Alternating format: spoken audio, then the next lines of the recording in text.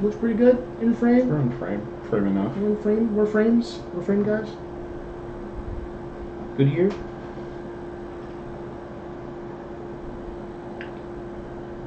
That's delicious. Yeah, these aren't bad. That tastes very good. Not super sour though. It's not super. Well, I don't like sour, Yeah. so I was like on the fence about that to begin with. You undersold it a little bit. I don't like that much sour. You're like, except Warhead. except when it sour puckers shit. your whole face. Like warheads are intentional, right? Like you're like you know what you're getting into when you Right. drink a warhead. But like something that's not. I don't like sour in all contexts, Right. so I don't like overly sour. Do you like lemons? Like just raw lemons? No. Oh. You taking bites of the lemons? What kind of psychopath? With the skin on? Not me. Alright, I'm gonna go get food. Okay. Okay. We're back Mm. in the household. Mm-hmm. Took care of. And we're drinking things. Mm-hmm. Full circle. I don't know if that's full circle, but I like that. It's not really a circle at all. There's no circle. Yeah. I see what you're trying to do though. Yeah. But like. I'm trying to tie a bunch of different things in. we're really just tying. It's like a knot, really. Right. Is it? None of these metaphors work. And like Jay-Z once said, what did he say? He said, my jeans are too tight, so these knots don't fit. I don't know if he's talking about his nuts or his knots. I think it's the money, but I think. Both. But yeah, probably both. One would ask Jay-Z, why are you 40 and wearing skinny jeans? I wouldn't. It's because he's rich. Yeah. And no one's gonna tell him not to. I You see might. his hair, like. Yeah. He's Beyonce gonna- may have made him wear skinny jeans. I don't know. That's definitely I a don't Beyonce. think she cares what he does. I think like it was like, babe, like let's go out, like like in his ear, like not making him. these. You should wear these. You look so good in these, babe. Don't say Usher wears He's these. like, I don't want to wear them. They give me anxiety. My knots don't fit. I don't know if you heard what I said, but my knots don't fit. I made a song about this already. I wear skinny jeans. Shit. I got barbell jeans. By the way, I got barbell jeans. Oh yeah. Yeah. How's that working out for you? I got a pair from Marshalls. Mm-hmm. Look exactly the same. Fit exactly the same. $100 less, huh? Huh. So, You love to see it. love to see it. So- Came in a nice little package, though. There's a hack. If you're gonna go on the internet or like a designer store to get these jeans, don't go to Marshalls. Go to Marshalls. got you actually. It turns Literally out. every style. Which isn't uncommon actually, because you find that a lot of these labels want to get everywhere, Yeah. and they'll try to do like an under-branded or a lower quality version of the same shit. You know what's but funny? then you find that the gap between the qualities isn't actually It's that not big. that big, yeah. It's just like who gets to say where you bought it from. I think the only thing it might have an edge on, the Marshalls ones, is that it's like water resistant. Mm-hmm. That's probably true, and that's a whole treatment that would raise the price, but Right. not by $100. Yeah, because you can get water-resistant shit at Target that's $20. I remember water resistant Dockers at Kohl's. And I had a whole thing about it. And I was like, when I was a child, I was like, there's no way they've invented pants that could repel wine. So what is this science? Yeah. This is how far we've come. Yeah, fashion's a scam. We should go back in time and show Ben Frank, like, Yo, How long? water-resistant pants, my G. I know you made electricity or whatever, but Also, you drink a lot, so you probably spill shit on your pants all the time. But I Right. want to let you know, in 300 years, we got you. we got you, bro. Also, by the way, I'm free. Right. Sorry. My bad. Oops. And your bridge is trash. Yeah, they need to project you. That shit's whack. It's dummy trash. Should not be happy about that. But we're all gonna build statues that look like you, and the same white dude's gonna dress like you in Philly like every year for Right. 35 years. And they don't stop saying the N-word, so No. you got that. So yeah, you win, I guess. You get a dub there. And be excited. We're gonna build a bunch of shit around the city, and we're just gonna drop Xanax in all of it. Right. So. And Lil Uzi is going to do anything. And you don't know what Xanax is yet, but One of the things that you're not going to know. yeah, you just gotta follow me on this. There's gonna be a little man who puts a $22 million diamond in his forehead. He's gonna be born in this city. I just want you to know that. By the way, we'd get none of that out before getting maimed and tarred and feathered. Like, Yeah. like you know English? Hey, what is this English you're speaking? You're saying words I don't understand. Hey, you also came from the future. Witchery. And you said you had water resistant pants and didn't bring any. Right. So we have to kill you. Dummy mad about that. We have to go with guns. We Right. can't go back. We can't go back in time without guns. Right, 100%. I feel like if we get one AR-15, we're good. We're good forever, actually. Yeah, 'cause, and like, so for 400 years at least. unless someone wants to hit the cannon, like pull several cannons out and just level the buildings we're in. We could like kill them from like 3 football fields away. Yeah. While they're still fucking While they're, like- powder like in their fucking little rifle guys. Yeah. Fucking nerds. Yeah, we gotta make a quick stop at Dick's. Not in New Jersey, but like Philadelphia. Yeah. Go to Philly, Dick's, a little bit of ammunition, which is gonna be expensive. But Very we're going back in expensive. time, so it's fine. Right. We can't bring in that money because he's gonna have Ben Franklin's face on it. He's gonna be very confused. By the way, this is the best movie idea for a movie ever. Just like Black Panthers, like from this generation, like go back in time and just stop slavery with 2 AR-15s. And they become whimsical friends with all like the founding fathers. Right. Like him and like Thomas Jefferson and like Marcus Garvey become like homies. How quickly do you think the pivot for like white America from AR-15 to like another brand would be if like they were just like gunning down like founding fathers? And like, No, we would not have done that. This would be an anti-gun state. get rid of the guns. We don't need them anymore. We're locking the guns down. We will never build guns. Outrageous that you would use your Second Amendment to dream about this. When 2 dudes with automatic weapons show up and kill the entirety of Philadelphia. Yeah. Great, it's a great idea for a movie. Warner Bros. Weinstein, Yeah. look us up, bro. Alternate history. Listen, Weinstein Company, you all got a lot to make up for. Yeah, I mean, come on. So. I know Joe didn't call you guys out on your last No, podcast sure with didn't. Tarantino. But like, Old buddy Harvey. if you want to throw some money at something just to feel good, this is we can work this. This might make up for. No, really, not really. No, but it's a start. It's a start. We're gonna have to have like a 10-part Fast and the Furious type. Several thing. starts. Right. I mean, several more starts. Right.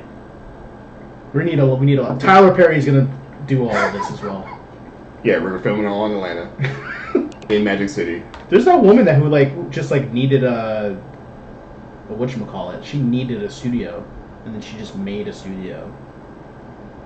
With Tyler Perry. No, I guess she's trying to be that, Oh. but she like how Tyler Perry's got his own everything. He made a whole film block, which is I see her. I ignore her all the time. Like, I mean, she's on my Instagram. I was like, oh, you know what? I'm curious to see what happens to that. I don't even know. I couldn't even tell you what her name is. I see her all the time.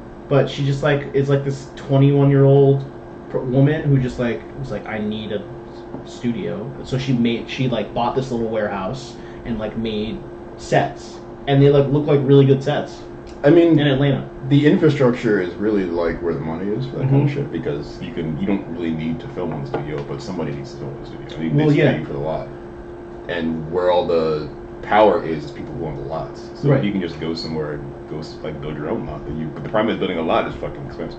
Yeah, I don't know what she did. Although I'm assuming she got a business loan for it. And she Probably, and she she probably hasn't built. It's probably not fully featured, but it's probably she's making it work right now. And Just so to long get, as her like, enough success keeps people. going, she Yeah. can add all the bells and whistles. Atlanta right now in particular is like really jumping with the music scene. So I imagine like people are going to start coming gravitating towards Mm-hmm. creating there in general. Atlanta's been a beacon for that kind of shit Right. for a while, especially like black people Right. building those studios and building. Sometimes even manufacturing the actual material, like manufacturing microphones and cameras, they do that there too in a small capacity. But yeah, if you're black and want to like own anything, that's kind of where you go to do it. Purposefully, that's Seems like like a what they place. wanted. That's kind of the idea. Yeah. Jared Mike doesn't go cry on microphones to Bernie Sanders, but for this not to happen. We're now the music podcast. Atlanta Records. Get over it, bud. You want another podcast? Go find another one. Also, shout out to Tyler, the creator, making like a 20-track album. It was really good, though. It was. It's album nobody, of the year. It's just nobody makes albums that long anymore Yeah. because like Except they don't for have Drake, to. he made like a fucking podcast with Scorpion. He did, 3 but I years think ago. Drake's also still major label. Yeah. So like that's the reason people made all these long albums. Right. Because they had like a track minimum and they had obligations to these places. But if you're a SoundCloud rapper who's not signed to anything or not signed to anything long, you can kind of do whatever you want. You can Right. make a 7 fucking track album, Right. and no one's buying it. They're streaming it, and all you gotta prove is that people like it when they stream it, and then you make a bunch of money somehow in the dark magic of making music money. I think Kanye has kind of changed that as well. Like He has, because he's been like very vocal about like and Chance the Rapper. Yeah. Well, Chance is also a good example because he was Major League before a while. Yeah. And it was like, well, what if I just didn't? Yeah. What What if I didn't? Kanye has famously been anti not owning your own shit, even when his shit was owned by somebody else. Right. He's also famous for just doing and saying Crazy, completely wild shit that you really have to like go back to a couple years. Even if he wasn't like more outlandish, like his real beginning outlandish. By the way, wasn't all that outlandish when he was like George Bush doesn't care about black people. That was like his first time people were like, "What? But you had sweaters on." Which is it's funny. No one expected him to be radical, even though like his music wasn't not radical. His music was if you like listen to his music, it was pretty. It wasn't out of character for him because that's the type of stuff he would be talking about all the time. Right. I think no one expected him to do it where he did when he did. Like they kind of expected that. With Mike Myers, who just didn't know. Who had no idea this was happening. He was not ready to be caught in this. Do I start doing Austin Powers now, or get myself out of this? And saying it didn't actually help the people who were being drowned and like slowly being killed in the aftermath of the. In fact, it may have arguably made it worse because they were on a fundraiser. Like people had to call in and then like donate the money. Someone being like, "Yo, this president you elected fucking sucks. I hate black people." It's like maybe not how that works. Aside from the nature part of it, they did send the National Guard there and like shoot a bunch of people. Mm-hmm. They don't want to talk about that. And then FEMA showed up like mad late and was like, "Oh yeah, oops." Yeah. Chris Kyle talked about it. He's like, I was like a sniper shooting. Yeah. They got me back from the desert, and I just got to shoot. I got to shoot black people in stores. Right. Made my penis hard. That's probably what Kyle said. I don't know. Yeah. It's probably in his book. Exact words. It's in that movie, right? I think so. Where he was like hard. Sitting over a levee, just. He definitely added those to his kill count for sure. Probably. He's like, I'm the most prolific sniper of all time. Like, shooting in. Which is really cool when you shoot innocents. Anyone. Yeah. If he didn't get murdered by that Marine, I think people would be like, wait a minute, is this a war criminal we're talking about? I think if you live this long, A, he'd be a Fox analyst. Yeah. But B, people would definitely be like, so that guy we let kill 50 people. Right. Maybe we should rethink that. Even in his movie, like, I know they just like, so like when they said in the movie, right, so they're like going into this hot zone, they're like, everyone that's left in this hot zone is enemy combatant. And I know what they meant to, like, they meant for the audience to be at ease, like, oh, okay. But, like... Hey, don't worry, these are all bad guys. The way it, like, came off is, like, it was almost, like, cartoonishly, like, almost like propaganda. Like, yes. There's no way every person left there is still, Part of that is also kind of how the conditioning for these soldiers was. Like, right. You don't have the time to make that decision, or we don't want you to take the time to make that decision. But they didn't frame it like they did, the duality of man. Like there was no inner conflict. Chris Kyle's like, okay, and that's probably the issue with. I mean, there's issues with that movie. A bunch of them. There's a lot of issues. But one of the issues with that movie is that because Clint Eastwood, who directed the movie, kind of filmed it to be a criticism of the process, but there is no criticism of the process in his movie. Right. He's just like, you're supposed to feel uncomfortable by this, and if you do, then you get it. Yeah. The problem is no one did. No one did. Everyone's like, yeah, I love this. This is actually what I thought was happening, and like, sweet. Yeah. So if there is no actual commentary in your movie's not making commentary. That's what I'm saying. Yeah, like, Clint Eastwood is a lot of things, but like, subtle writing is not like one of those. It's not his strong suit, even if he wants it to be. Right. Even like $1 Million Baby is in a very subtle movie. Right. She's like, I'm white trailer trash. The best one. And I'm almost good, and then I fucking kill myself by accident when I almost get there. There's no subtlety. I think Gran Torino is probably his best not subtle movie all time. Maybe, and it's like, it's incredible that Gran Torino even happened. It's because it's like because white people love that movie. It is, but I feel like there are movies that are like that aren't just like our main character, the protagonist, the guy you're supposed to sort of relate to, is just a fucking racist. Right. And he is forced to interact with people he hates for some reason that doesn't really matter. Doesn't make a difference. Does he grow from his process? Not really. No. He just dies racist. He just likes these two Asian dudes. Yeah. This Asian dude is his sister. The moral of the story is, if you go outside and are not a racist piece of shit, No, he's still a racist piece of shit. I don't even know what the moral of the story is. I don't know what it is either. It's more like, because it's not like he changes. His family's just like, we can't hang out with you because you're too racist for us. These two are good, which is like, I guess, the overall arching theme of like white America, which is like, you're racist until you meet people you like. Right, until it personally affects you. But even then, it's only up until it's only in your personal circle. He only likes those two, and like tolerated the family way and whatever for that. I don't know that. There's no more room on the anti-racist boat. But he's not out here. Yeah, he's not out here activist now. Right. He's not going to like the local fucking Asian American functions to talk about the cause. He's not doing anything except liking these two kids that are his neighbors. And the only reason why like he likes them is because they like choose to be nice to him.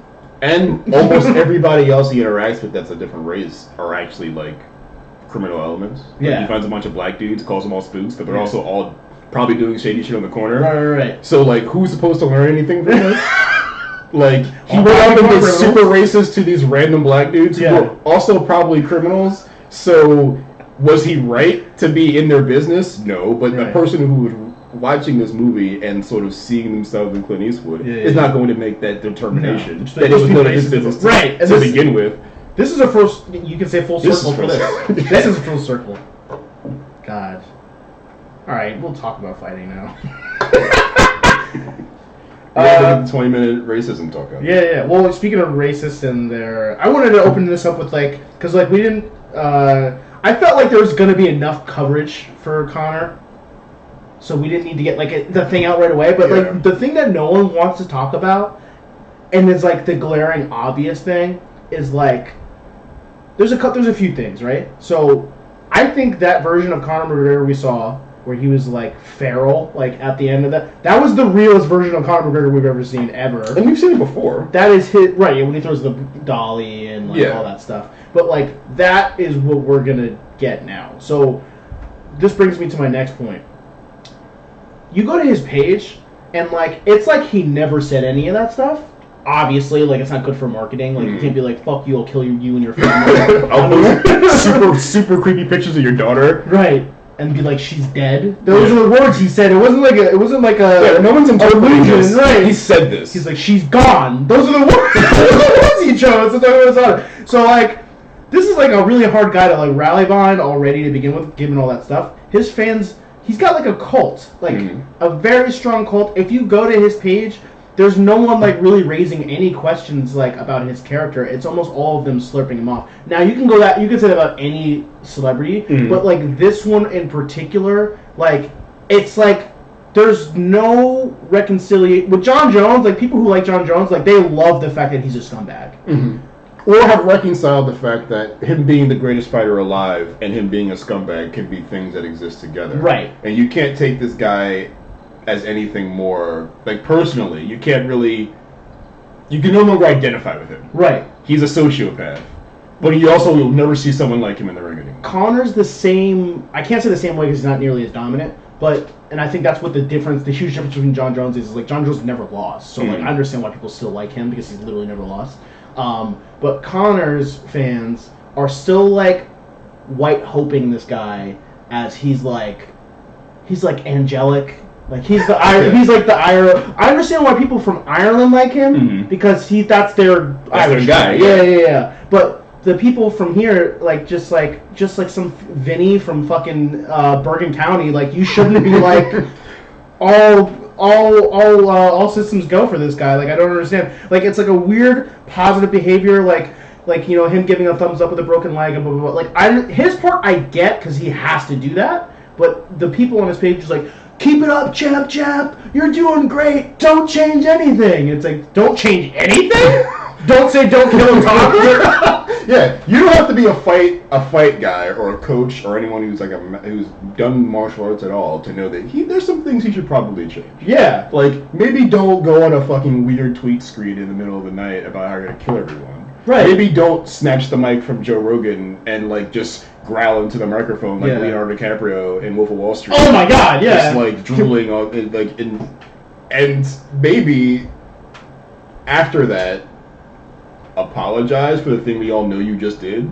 Don't just vamoose them from your feed and pretend it never happened. I think also part of it is I I feel like a lot of those people are like vicariously living through Conor. I think that's the case of a lot of white hope sort of fighters. Right. Because I do think this is a racial thing. 100%. And I don't know that it's a racial thing as in, like, it's a racist thing, which I guess maybe they're hand in hand. But Right. I do think that white fighters get away with this kind of stuff way more than black fighters in MMA. You could never. You could. We talk about this all the time. I think in boxing, black fighters get away with it all the time. Yeah. But in the UFC, That's it's different. No one cares about boxing. Yeah, no one's watching boxing. Yeah.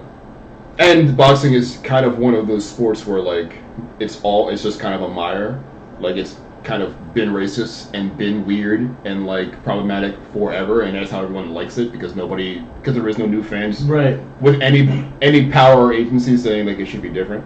And the fighter get paid a whole lot, so, like, it's a money game that no one's interested in asking any questions about. And, like, the media is, like, very closed off. Like, yeah, boxing media is difficult to... In order to get, like, the promoters, like, obviously, like, on top of them just, like, in the same way the UFC works. So most of these organizations, fight organization works, they have the media available only through specific outlets. Mm-hmm. So it's very easy to get blackballed. Right. Like, super easy to get blackballed. Like, we just learned with Dana, like, he'll just kick a report. We'll get into that later. And the UFC is, I think the problem with the UFC is finding is that they can't be as heavy-handed as they want to be. Right, because they've got other outlets they're attached to. Right, they're trying to be bigger than any boxing organization. Right. And they're trying to be, like, global. They want to be not just a boxing or a MMA brand, they want to be the MMA brand. And for a while they are, for all intents and purposes.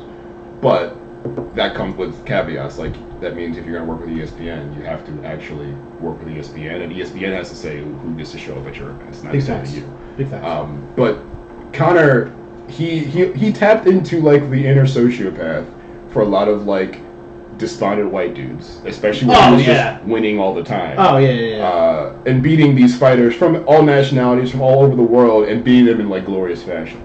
Like, it's been a very long time since really anyone had been doing it, but especially a white dude who had that nobody counted anything for. And he speaks English, and he's got an Irish accent. He's got an Irish accent. He's very Irish brash. Yeah. And he has, like, a rags to riches story. Right. Like, there's a lot, especially of early Conor, to get behind. Well, because, like, again, I think that, you know, obviously his rise to him getting those 2 championships was, like, historic and monumental, and, like, he did it in, like, the way he wanted to do it, which is, like, such a big deal. But, like you said, like, obviously, like, he's completely changed as a human being between now and then. Or never change. Maybe and never change, because, like, what does power make? That whole adage that power just kind of makes you a more nuclear version of yourself. Yeah. So if you were never great, power's not going to make you great. Right. So the money just made him be like, well, now I can literally now he has anything. Agency, like, no one can stop him. Yeah. Not even the Irish government. They tried multiple times. I don't even know if they tried, but honestly, like. And the press, well, it's a little different over there. You can, and an accusation doesn't mean anything. Yeah. And they can't publish the accusation, so it's just a quiet accusation until it goes away. Right. And no one can do anything about it. Right. Which is how he benefits. Also, he's driving it, like, he's breaking speed limits and punch people in the face, but, like, he's Conor McGregor in Ireland, so, like, he's gonna pay the fine because they have to fine him, but they're like, well, I mean, he's still our guy. He's still Irish. I mean, if he punched me, I would let him. Right. And I think a lot of people are trying to come to terms with the fact that maybe he's not immortal. He never was, but he definitely is now. He's not immoral for anyone that's under the height of 5'8". Right. And he can't. And it's getting very, very obvious that, like, a comeback is not necessarily inevitable for him. Like, it's getting harder and harder for him to recover from these things. Like, he came back and beat the shit out of Donald Cerrone. Yeah. But ever since then, every fight has been difficult for him. Yeah. I don't know. Do you want food? Sure. I don't know what happens. We're gonna eat all together. Let's do it. Yeah. Disregard the food being lowered into the screen. Thank you. We don't know. I think people are having a hard time letting go of him because there's nothing else to, like, there is no someone else to move on to. People kind of had a little bit of this sort of separation anxiety with Ronda Rousey when she got starched and people recognized that maybe there is no coming back. But I feel like Ronda Rousey fans were like all adjusted human beings. Well, I think more importantly, she moved on and did something better anyway. Mm-hmm. Something she was more sort of built for. When her time in MMA was over, she transitioned into movies and then into wrestling. Like, that's kind of what she wanted to do anyway. Right. And they all followed. I think the people who, like, gravitated and grabbed onto the Conor McGregor legend haven't found someone to, like, replace it with yet. Because there isn't anyone to replace it with, really. Can I steal it for him? Yeah, in the far, yeah. Also, part of it is like no one holds him accountable, really. You also want ketchup as well? Fridge. Say that again? No one holds him accountable. Yeah, I mean, because he's got a rabid cult fan base. But also, the press will hold him accountable. The press will. And the law. The press will report. The American press will report that they'll play the clip of him fucking taking a bite of the microphone. They'll show screenshots that they took of his tweets. Mm-hmm. And that'll be the last time they ask any questions about him until he recovers.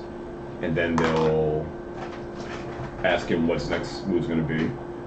And then they'll just talk about the next move. They won't talk about, yo, so do you... No one's going to ask him when he's ready to do press conferences again for his next fight, or when he's like thinking about what's next. No one's going to ask him, so do you apologize to Daniel Poirier for threatening to kill his daughter?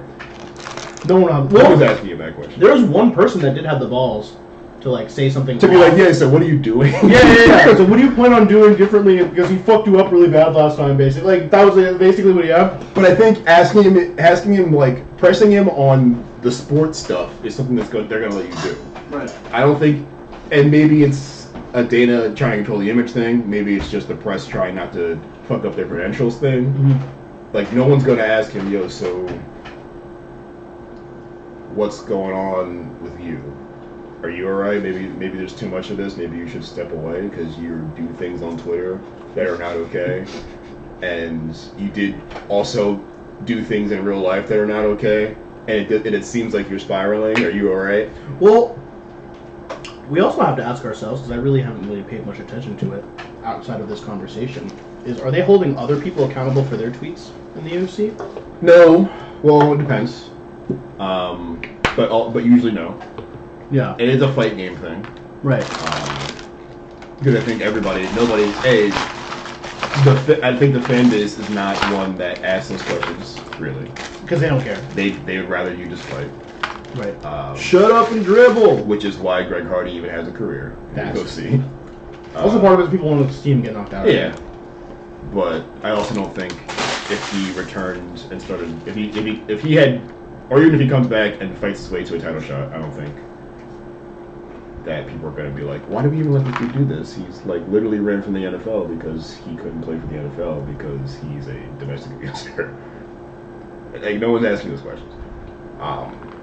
And combat sports is not the place you're going to find the questions asked very well, or very often. It usually has to come onto a fighter, like Derek Lewis.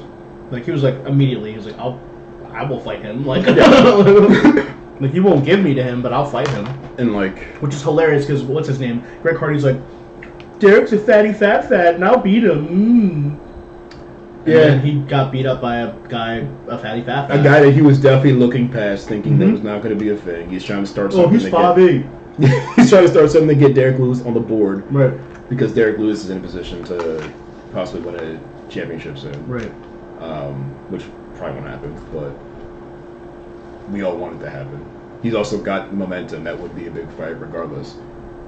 But yeah, this is not a space for people to be checked on their personal issues, whether they should or shouldn't be. No. And someone like Conor who has lots of personal issues, especially when he's still like a top draw in the UFC, he'll be bulletproof to that forever because his fans, his hardcore fans, they don't care. Specifically don't give a fuck.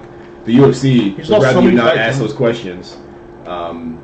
His entire legacy is kind of just built on him building hype, not really being great, even though he is a pretty great fighter. He's not doing things other great champions do, like defend their championships.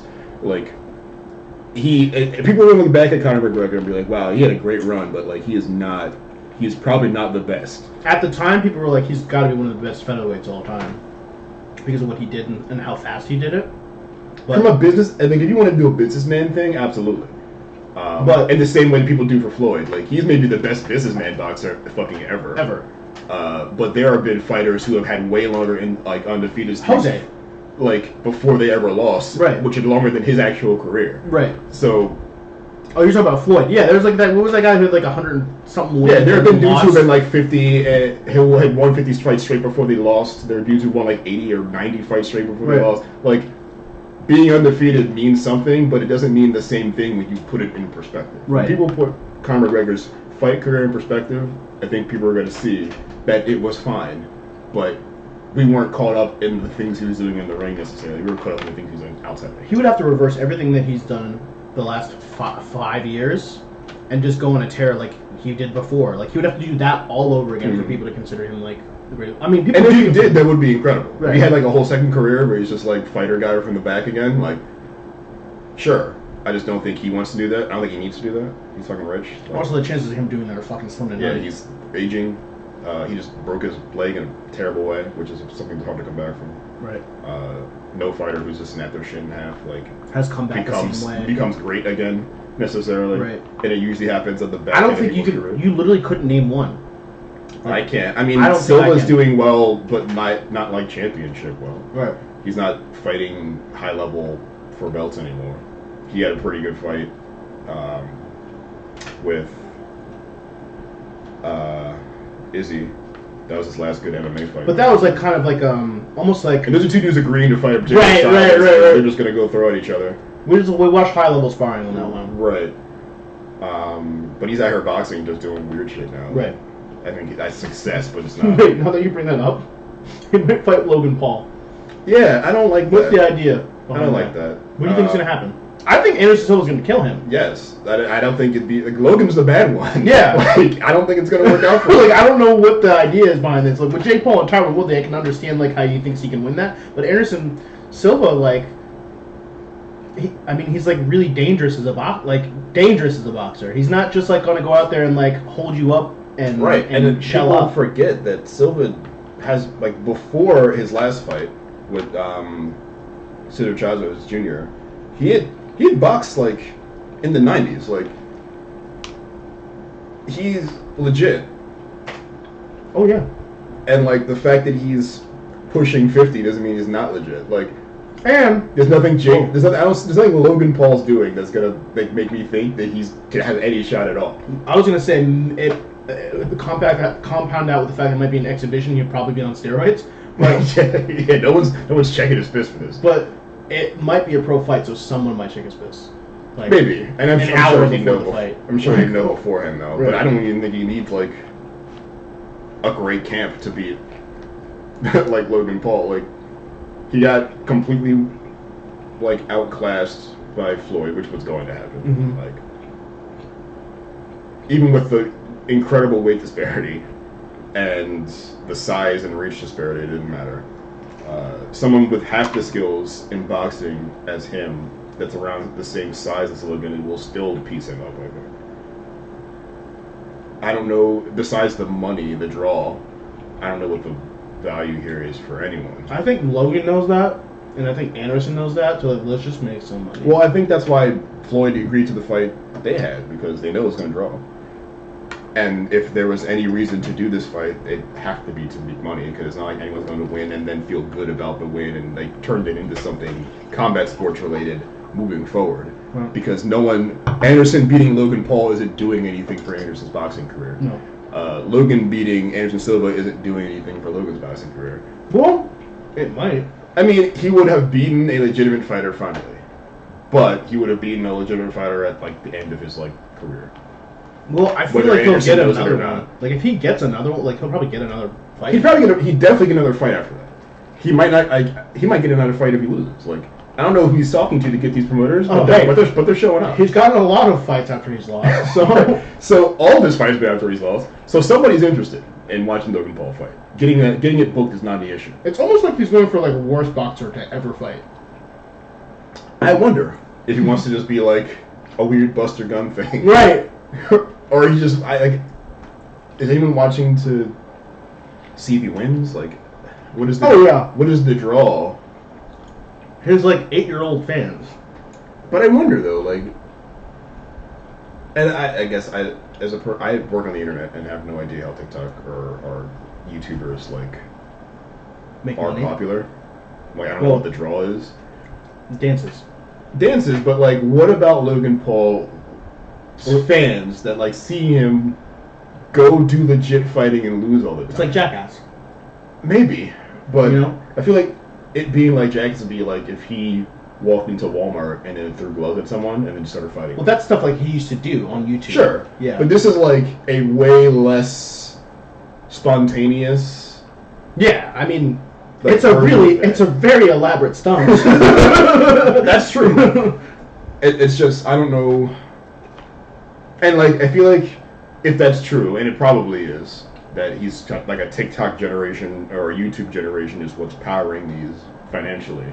They're dragging all these boxing fans along for the ride, and I think we've been talking about this last time. I don't really know what effect this has on boxing afterwards.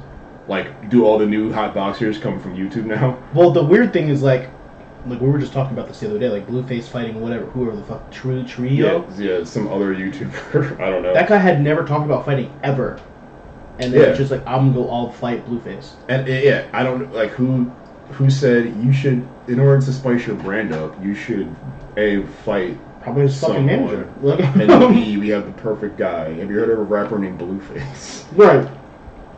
I mean, also, there's going to be a bare knuckle fighting fight, but you're wearing gloves. Well, again, that's why it's a smart business decision, because the bare knuckle fighting will fucking throw money at anyone with a name. Which is funny, because not only will they do that, they'll compromise the entire integrity of their entire rule set just to do it. They know it's a fucking freak show. Already, the integrity of the rule set, that's damn near MMA to begin with. Mm-hmm. It's just funny how it's almost cynical how that fight happened. Because in the middle of a card, people who are who find some sort of value in bare knuckle fighting as a version of boxing in a specific subgenre of boxing, all gather to see this fight, and then they see this card full of fighters who are really thinking it, really into it, and then they pause that, and then here's the exact opposite of that for one of these fights. I wonder if anybody in the crowd even knows who these people are. I don't know, but we paid them. So 2 people did. Yeah, two people were very upset. Did know who Blueface was. I wonder, were they plants? Do you think?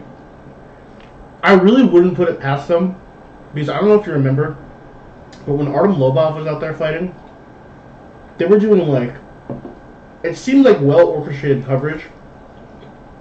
We're just learning now that the commission is looking at Artem's hands because it looks like he's got maybe 6 to 7 inches of foam around his hands, and they're gonna try to see if it works or not. That's something you don't figure out the day of. They definitely knew that was gonna happen. It'd be weird to have a guy who's the guy with the ear to the streets. He's just right next to the ring listening to the ref, or the doctor be I don't know, man, this seems 6 to 7 inches more foam. Right. And they did that several times leading up to that fight to hype it up. Though I would say, on the opposite spectrum, that does sound like the kind of information that you would spontaneously hear, because it sounds so specific that it might be someone heard somebody say it and then just running with it as if it's the actual truth, when it's really just someone's interpretation of what's happening there. Maybe, but the next one after that was we've also heard that Paulie Malignaggi is putting it was vinegar or something. Yeah, vinegar or something. Putting vinegar in his hand wraps so he can hurt the eyes of Artem Lobov. There's no way to confirm that, but it's something. It's also such a hokey, hilarious, 70s ass thing to do. It's very South Park of them. You know, it's very dirty Las Vegas of them, which is almost an old dude, an old promoter was yeah, this would be great to get the drama. Let's do what we used to do back in the day. Right. Put some vinegar on our hands. I don't know, and it's. They could have been plants. But they did maim those 2 guys. So I don't know if there would be plants by the BKFC though. I feel maybe from Trio. Yeah, maybe he brought homies and was all right, so fuck him up if I lose. Or regardless, bro, just hit the ring as soon as the fight's over. Punch him in his face. To cause more drama. Punch him in his blue face.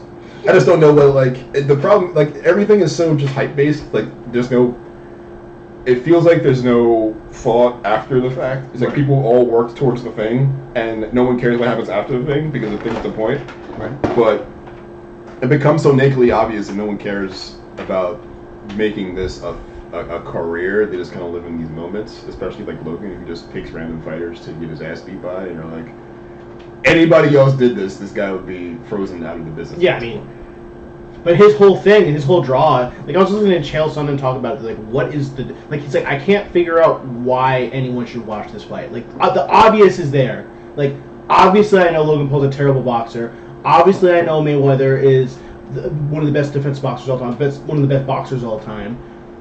He's like, there's nothing on the line. There's no belt on the line. Right. There's no rematch clause. There wasn't like a significant amount of like special money that you get right. when you win. You just kind of get a fake belt they made. Right. But no one benefits from this, really. I guess people are just interested to see if Logan could beat this man, but if just by being bigger than Manny Pacquiao couldn't beat this man, right. Or Canelo Alvarez couldn't beat this man, why the fuck would Logan Paul be the guy? We did learn that, like, okay, maybe size does matter because Floyd couldn't put him away, but he's also like 50. Well, arguably Floyd did put him away and then stood his ass back up. Yeah. There's a lot of that going around, like him getting put out and then just like laying down because you can like I was like it happened so fast. It's like I was like this is such a shit show. Like I was like half paying attention to it, and then someone like slowed it down, and he like really was just like putting all of his body weight on him. And I don't know if that's a lean because I'm heavy thing, and I got stunned, but like it's not over, so let me put the pressure on him literally, or it's like I'm fucking out. Please catch me. Right. Yeah. And it's just, I don't know. I feel like it's there for someone. I just don't know who that is. Right. I don't know. I still haven't met a person who watched that fight and was like, this is what I want. You know who he should fight next after this? Tenshin Nakazawa. Taking it back. Yeah. Who flops harder? I would love that, actually. It'll be phenomenal. I changed my entire deal. But it has to be kickboxing, though. Give me Tenshin Nakazawa and Logan Paul in a kickboxing fight. Oh my god. I want to see Logan Paul throw around his kick. Just one. He's not a bad wrestler, though. No. He literally used that. Which is funny, like, I feel like there's a sport for him somewhere. Oh, you mean like MMA? Maybe MMA. Maybe not MMA. But, like, I think if he got into flow grappling or something, I feel like that's something he could succeed at. I don't know, because he wasn't that good of a wrestler. No, but I feel like he's good enough to have a wrestling base to be taught other things on. True. Because wrestlers make the best sort of grapplers, because but they like, do all the dumb shit already, and it's in their DNA, so just teach them how to move with grace, or just grab a limb, or but the paycheck would have to be sweet. And it's never going to be sweet. Right. There's no money in wrestling, and then also unless he does pro wrestling. Well, I think that he's done already. He's shown up as like an attraction. He hasn't like took any bumps yet. That's not true. He did take a bump. He did get stunned by somebody. But I think that's his goal. I think being in the combat thing is like trying to set people's expectations about that, maybe. But even then, it'd be a perfect fit for him. I think the thing though is that also takes a physical conditioning and like learning sort of like a martial art kind of that I don't think he's shown no capacity to learn. Like showing up with a microphone and saying things is part of pro wrestling, but you also have to now get in there and do something for 10 minutes. That's true. Like Bad Bunny did it, and he had to train for 3 months to do it. But like if there's anyone who is willing to take the knee and like not do anything and do one thing for 3 months, like it would be these brothers. Yeah, and I think they're already doing it for boxing. Since it's definitely not like you can get hurt pro wrestling, obviously, but it's not like the guy in the ring next to you, like across from you, kind of wants to be hurt, to hurt you. Like they kind of want to work through this with you, so that nobody gets hurt, nobody gets paid, because you don't lose money if you don't win, because it's all predetermined anyway. Yeah. I just don't know that he's found a place that A, will pay him enough to do that, or B, maybe part of all the combat sports things is drumming up the interest for that to happen.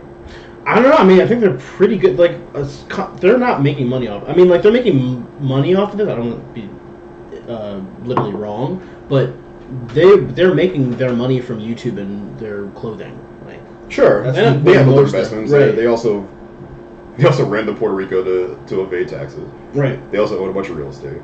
Like they have the podcasts and all that. Yeah, they have investments. Millions of views. Like so, they have plenty of revenue streams. But yeah. I don't know that these guys are like just out here to create a revenue stream, or they out here to do something specific. Well, I think this is just part of the brand. That's what I'm saying. Like, I don't think they're thinking too far ahead, or at least Logan isn't. I think Jake is like thinking about boxing, but I don't think Logan cares win, lose, or draw. Like, if there is a reasonable expectation for him to make money boxing and to get his name out there, it's the Paul brothers are like the number one talked about boxers in the True. world. I guess there is like a just do it just to get the word The out, clout. sort of, yeah. All press is good press. Just a clout warrior sort of situation.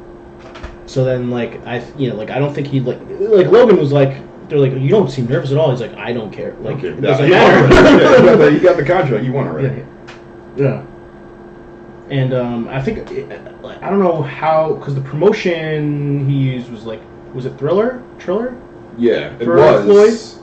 Well, I think that was Showtime. Which is very Because strange. they Showtime's sold- supposed to be like, oh, we're trying to make real pro boxing. They happen. sold their stake in Triller like a few months before that. Smart thing to do, because that And then company Triller was sold terrible. to somebody else. Yeah. But they hadn't been associated with Triller since the last Jake Paul fight. Right. So yeah, Showtime Boxing did all that, which is hilarious. Which is like you hilarious. said, they were trying to be like, we're bringing boxing back. Right. But I guess they also recognize that the only way to do that is to also Get all bring the free eyes shows to back. it. Right, yeah. right. Yeah. Because the boxing's problem wasn't that there wasn't no free shows to watch. It was that nobody's watching the things that Right. were actually happening. Hilarious. We talked a little about today when we were training, but Ariel Helwani talks about on the Dan Lebitard show how Dana had security kick him out almost every single card. He says he doesn't want him in his sight. Those are his exact words. We should talk about that a little bit, right? Because like for a little bit, maybe not Jared, because Jared's always been a little bit skeptical regardless. But I was like, you know what? I feel like Dana has like toned it down a little bit, you know? Like, I feel like maybe he's becoming a better person in some of these regards. Not because of his own regard, but because, like, ESPN's kind of, like, forcing his hand. But apparently, like, ESPN was, like, just as complicit as, like, keeping Ariel down as Dana was at the time as well, too. So I don't know exactly what the idea... Well, I know why, because, like, Ariel, like, makes uncomfortable conversations around the sport they're trying to build up, like the NFL. Yeah, and I think ESPN needs UFC as much as UFC needs ESPN. Oh yeah, I'm sure they had a huge jump in their budget and stuff like that, just based off of the strength of like rabid UFC fans and bars and all that shit, like buying ESPN Plus and these pay-per-views. Because the UFC is the biggest, like, MMA brand on the planet, and it's by a wide margin, and bigger than more than just net worth, right? Like, the UFC is worth a bunch of money, but it also has such a reach just in brand recognition, way more than Ryzen or One, even though arguably Ryzen probably has more money, or at least the potential for more money, especially One, because they have all the Chinese markets that like, nobody the UFC. Yeah, they have that whole hemisphere just locked down, but except for like Africa. Money and global recognition are kind of different things. Yeah. And nobody has their hand on that pulse like the UFC. Right. So if ESPN really wants to get in on the ground floor of what could finally be like the explosion of MMA into the mainstream, even though it's mainstream enough, but like for it being ubiquitous everywhere, they have to go with the UFC. But that also means they have to deal with Dana White, who is a weird guy. Yeah. And he do what he wants. And there's probably been some contrition both ways, but sort of like even having Ariel Helwani on the staff is a contrition for Dana White because there's nothing he can do about it because he can't control who ESPN hires. But ESPN can control how they make Dana White feel about him being around, which like literally, was kind of like a revelation to me, was Ariel saying he would have to get up and leave 5 minutes before Dana White comes to press conferences so that he's not in the room so that Dana doesn't see him. Right. Like literally, can't. Because I would have to imagine that ESPN contracts those security guards. Probably. So for Dana to directly address security, to remove a reporter from an ESPN event. But I don't even think it's it's probably not even as complicated as that. Like, or rather, it is probably like they had that conversation once, and then ESPN is just like, that's what we do every time now because we don't want to find out what happens if we don't. And ESPN kind of takes it upon themselves to decide how that works. So like who approaches Ariel and is like, all right, you should leave. and come back. We'll come get you when it's safe. Like, but he even says he's like, dude, like you don't have to remove me. Like I'll leave. I'll leave. Yeah, I'll just hang out in the back. You'll never see me. But it was like the statement in front of that room, like this is how I'm going to treat you if you're going to behave this way. Which kind of, like, I talk about this all the time. Like the reporting kind of sucks ass. Like they ask stupid fucking questions all the time. Because everyone's afraid of getting kicked out. Their shit pulled. Like there's one guy. There's like one guy, but he's always first, so he gets all of the good questions out of the way. Also like, so what do you think? What's some strategy for next time? Leg kicks. How do you plan to stop them? Yeah, how do you feel about these leg kicks? You ever heard of this calf kick thing? Right. I don't know. And Ariel himself has kind of been, specifically in MMA, but like really in all sports, has kind of been the guy who's trying to like turn MMA reporting into like the controversial reporting that like Grantland and shit used to do. Right. But there's no outlet for it, so he's kind of gotten lucky every single time he's gotten a place to write this kind of stuff. Right. And everyone's kind of been, all of his employers have been like pretty lackadaisical about like doing anything officially to try to stop the kind of shit he's been getting. Mm-hmm. So it is kind of shocking that ESPN, who then hired him and paid him like $1 million or $2 million to do it, we're just like, yeah, we're actually still going to treat you like a child. Yeah. That was another thing he brought up too. He was like, they gave me like an outlandishly terrible offer, which was like probably like their idea of like saying like not firing you, but like we'll give you an offer just to say we give you an offer. I think a lot of them. So there's a couple people who left in the past year who got pretty shitty offers too. I think part of that's COVID, but also part of that is like when part of their business shrinks and then kind of starts to slowly expand because of the market pretty much stopped last year. You can look at what used to be the standard and then like lowball it because it's not the standard right now. Right. Like what's her name, who was involved in that drama with the First Take. Was it First Take? The First Take lady who was like, I can't succeed because I'm white and Black Lives Matter and Me Too has made you it made your career better because you're black. I don't know who that is, but I forget. That sounds like I can't remember any of their names right now, which is hilarious because they're very famous. But she was caught on a hot mic saying it, and it like circulated within ESPN for like a year. And finally, someone at the New York Times got a hold of it and wrote the story, and everyone was like, "Oh shit!" And I don't know if she's been back on the show since, but people just stopped wanting to work with her on the show since. Which is also kind of funny because they knew it happened because it's been internally in ESPN for a year or so. Right. But the lady who was her partner in broadcasting that, she also recently just left. And everyone thinks it's because of the drama, but it's actually because they lowballed the offer they thought she was expecting to get because of last year. Instead of getting the $5 million she thought she was going to get, they kind of give her $3 million or something. But for a longer period of time, so they're trying to squeeze her basically. Right. But poor Ariel, who will never have a better position to do what he wanted to do than inside ESPN, who was like the proprietary sort of place to get UFC content ever. Like no matter where he goes after that, he's like not going to be able to ask those questions. He's not going to be able to get that kind of access.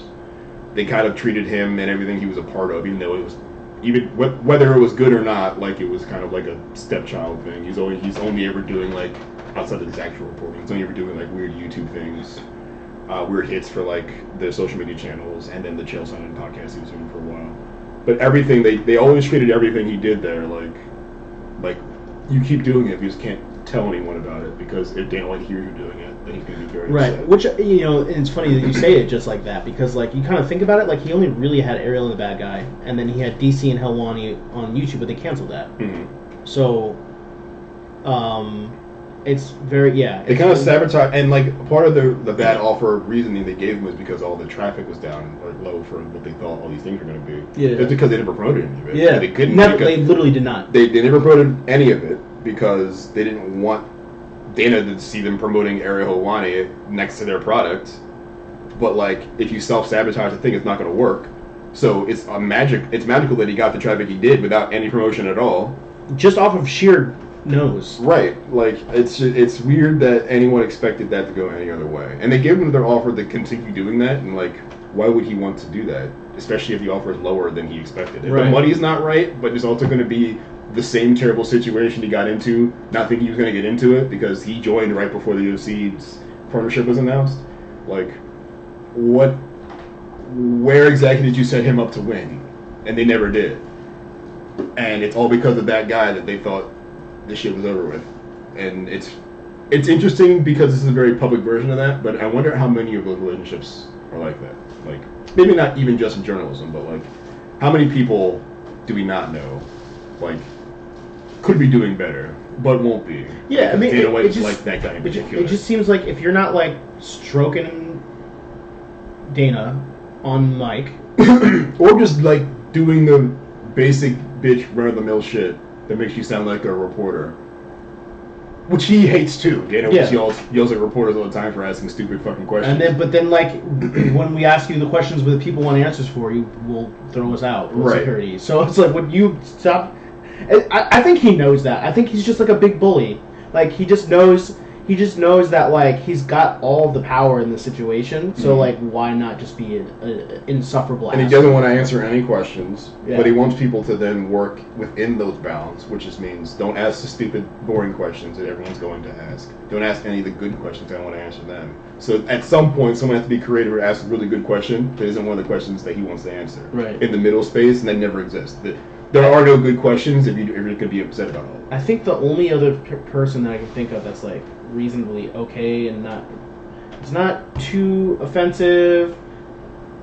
He's got knowledge about the sport and the fighters and like obviously keeps up on it. It's like Brett Okamoto. Yeah, it's funny. I have no idea how Okamoto does his credentials. Well, because I think they just like use him as like a talking head for ESPN, and that's just about it. Because like he does all of those interviews, like those in-person interviews, like when they do one-on-ones with people, because they know that he's not going to delve too deep. The only person I was shocked that they actually brought Stephen A. onto the crew for McGregor. I'm not shocked in the way that like of course you have Stephen A. Of course you're going to use Stephen A. But like they're just like they didn't coach him at all. Like he just went up there and was just like asking. I don't think they want, and it might have been like a last minute thing, but I think they see what Stephen A.'s strengths are. Which is like he can talk for give him 30 seconds. He's gonna talk all 30 of those seconds. He's the first person I saw actually corner Conor on a question, and he's gonna say whatever he wants. Right. And he's going to elicit response on the internet, which is what they want. He's a fucking hot target. He's got a clip. He's got a 10-second clip in him. Right. Just give him the space to find it. Like we were talking about that guy. They probably didn't know he was gonna be like fucking nail Conor, but right, because his question was like he's like basically like you got your ass whooped last time. Like what are you gonna do differently now? Like what are you gonna do differently? And then he's like, well, that's in the past. He's like, no, I asked you the direct question. Answer the question. Hey, give me an argument about why this fight should happen. Why should people care? Like because you got definitively beaten last time. Like, why should people care? And then he was forced to give like an answer that wasn't fuck you. You know what I mean? Right. Or like the revisionist history that Conor's been getting away with doing forever, where he just kind of rewrites his rules every couple months to like make sense for him. What did he say this time around? Where I think the last thing I remember him saying was that submissions they don't count. And like TKOs don't count. Like no, TKOs count. Submissions and like decisions don't count. Yeah. Those aren't losses. Right. He doesn't consider them losses. Right. So the only victories are knockouts, which means he's like 17-0. Right. Which is cool when you can just kind of just do that. What about the time when he got beat up and then put out by Dustin Poirier? No, we don't talk about it. Okay. Or the time where he got. The time he went for a immediate guillotine on Dustin Poirier on a shot. Also, there's been this rash recently of people just like running out of the corner and throwing just butt naked roundhouse kicks to the shin. Yeah, and you know why? People, we gotta stop this. Because they saw people like who set up the leg kick very well. They just saw the result of. They're like, oh, leg kick, that's it. That's it. But like, obviously they put this on them, and that's it. Right, but like, you were talking about it too. Like Dustin Poirier's camp, like that's something they do. Like they set up that leg kick. Like they have the flurry up top, the combo up top, and they usually finish with the leg kick. Mm-hmm. So for Conor not to know that, it's like just goofy. But aside from that, just through a technique standpoint, like Dustin set that up pretty well. So you can't just go out and just full tilt throw as hard as you can these kicks because that's how you get your leg broken. And we have to assume his legs are conditioned to do this. Right. As they probably are. Also, if the rumors and his excuses are true, he had like a fucking compression microfracture in his shins before the fight. So why the fuck are you running out throwing super high, like full power leg That's why I don't believe him. You know what I mean? Like if you know your shit is broken, yeah. Why are you using it to hit other people with it? Naked kicks. And that's like, I mean, like that's something you learn in sparring, like right away. Like when you throw a leg kick like that, like people maybe don't tell people why you should do it or all the reasons why you should be setting it up. People usually say because kicks are slower and it's harder to hit with them. Right. And they're easy to get checked, so you have to like work up here to make space down here to throw a kick. But you also need to do it because someone being moved off balance or not being set perfectly also means that their leg is not like when you're putting all your weight centered on your legs that are on the ground flat. That is a far more resistant surface than a leg that is moving on the ball of its foot or up off the ground completely. If you hit a leg that's like with a ball of the foot here that's like not completely connected to the ground, you have way more give in that leg when you hit it, so you're not going to just hit like a cylinder that a hard ass bone's been conditioned to take these things. You're gonna hit something that's gonna move a little bit, and you're gonna do your damage, but you're also not gonna break your shit off wrong. Right. Like, and if you don't throw kicks, or even in MMA where like kicks are kind of the thing you do of many things you can do. It's not really a concept you think about. You throw it because you throw hands up here because you want to hit the kick, but you don't think about all the reasons why you don't want to hit a kick over dudes staying square. Right. In Thai boxing or kickboxing, think about it all the time because chances are dudes sitting square all the time. It's that sort of like little macro lessons. And I don't know who maybe MMA coaches are teaching this. I don't know. I definitely know that Conor's wasn't, but Evidently not. But it shows. Or maybe they did, and then Conor just like, nah. That's also possible. Like, I think it goes to show that even high level fighters have there are basics that even like the greats don't. Well, that's the thing, though, right? And I think that's kind of like the whole issue with like not being a specialist before you go into MMA is like you miss those things if you're not a specialist there, or if you've just never taken the time to like learn from the ground up, like or never found a specialist. Right. It's just like, let me teach you this thing, which is hard, and that's another thing too. Like it's very difficult to like find a Muay Thai specialist in Ireland. I would imagine. I would imagine there's like 3 or 4 MMA gyms, but probably. But it's probably not difficult to do for him, who is a global sensation, that can just go find someone. But you would think that, but he secludes himself in Dubai where there's nothing fight-related there. Because it's illegal. Yeah. So, what, like, you know what I mean? Like, how did he really prepare for this fight? He didn't, I think. And that seems apparent now. Yeah. It seemed apparent before in his last fight with Poirier, but it seems super apparent now. Right. Like, he thought he was just going to Rocky, like, go to the woods and just focus, and that would be enough. Lift some logs, and then he's just gonna fucking do his Conor shit. This is a common theme in this podcast: is bringing up Rocky. And well, it changed my life. That scene. Do you understand? It's funny because, especially in Rocky, you see that Rocky make the adjustment between 1 and 2 because a boxer shows up and it's like, this is how you box. You don't just show up into a fight and throw fists until someone dies. Maybe you should throw an angle or like have some footwork. Learn how to box. And then that guy gets killed by someone who does none of that. Right. Which is hilarious. Right. And then he goes to the woods and just does more of the shit he did before Apollo. Just colder. So it taught him to do anything, and he goes back to the basics and just being a fucking goon. Right. And goons his way through that fight, which is hilarious. Right. Just kills Apollo Creed's entire arc. Just brings to memory. No impression on Rocky. Yeah. I think Conor saw that movie and he's like, well, it fucking worked out for him in this way. I can do that. I can easily do that. I'm bigger than Justice Stallone, probably. Right. Is he? Probably. It's just strange. Like, I don't know. Like, maybe he just couldn't get into America, you think? Or, like, why Dubai? Of all places... I think he just likes Dubai, because he's treated like a fucking... They treat him like a sultan there. Like, yeah. He's like... He has money, which means they treat him like a king. No one says no to him. He can do whatever he wants. Right. And no one's asking questions. Well, the first, like, I think he was there for a month or 2 months. Mm-hmm. They're like the first 3 weeks, he was, like, there by himself. and then getting into things, right, things and stuff. And then he started slowly bringing in his people, but he's like, but that means he went from not fighting for almost a year, 2 years, about a year or a little more than a year. No, because he fought Cerrone, right? During COVID. Yeah. And then he fought Dustin and lost. Then in Dubai, and there was a year gap.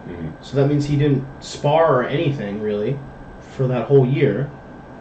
And Dustin was like getting it in the whole time, fighting, and then also just beating up people in New Zealand and like being parts of camps of friends who were fighting, right? Other teammates who were fighting. So he'd been in the circle, right? And then Conor just like removed himself from fighting completely. And he thought he'd center himself with the wonders of Dubai. I think part of that would be okay, just for the mental aspect of it. But I think that's something you should do at the end of your camp, or you know what I mean, or at the very beginning. Or at the very beginning. There has to be like a seriousness, and we have no view inside Conor's sort of process. We have no idea. Not even his team. We have no idea when he got serious. Right. I don't know. He's in a weird place. I wonder. It's funny for us though, because he's getting fucked up, and we're getting to watch it on TV. So to maybe attach him to the previous topic, I wonder what happens when Conor leaves, as far as like the press is concerned, because you don't have this singular, focused character to dominate your press cycle anymore. So I think they've been doing okay without him. Honestly, they've been making it work, and I think part of that is because COVID made a lot of people have to sort of pivot.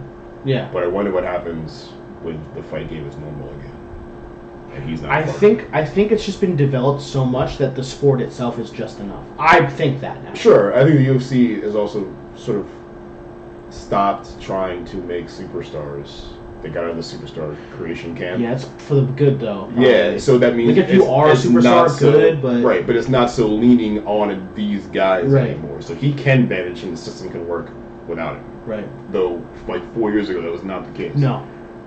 Which is crazy to think about, because they were you really think about it, like they were very leaning on having those superstars. Like you had to be a John Jones, you had to be a DC, you had to be in that top 5 ranking.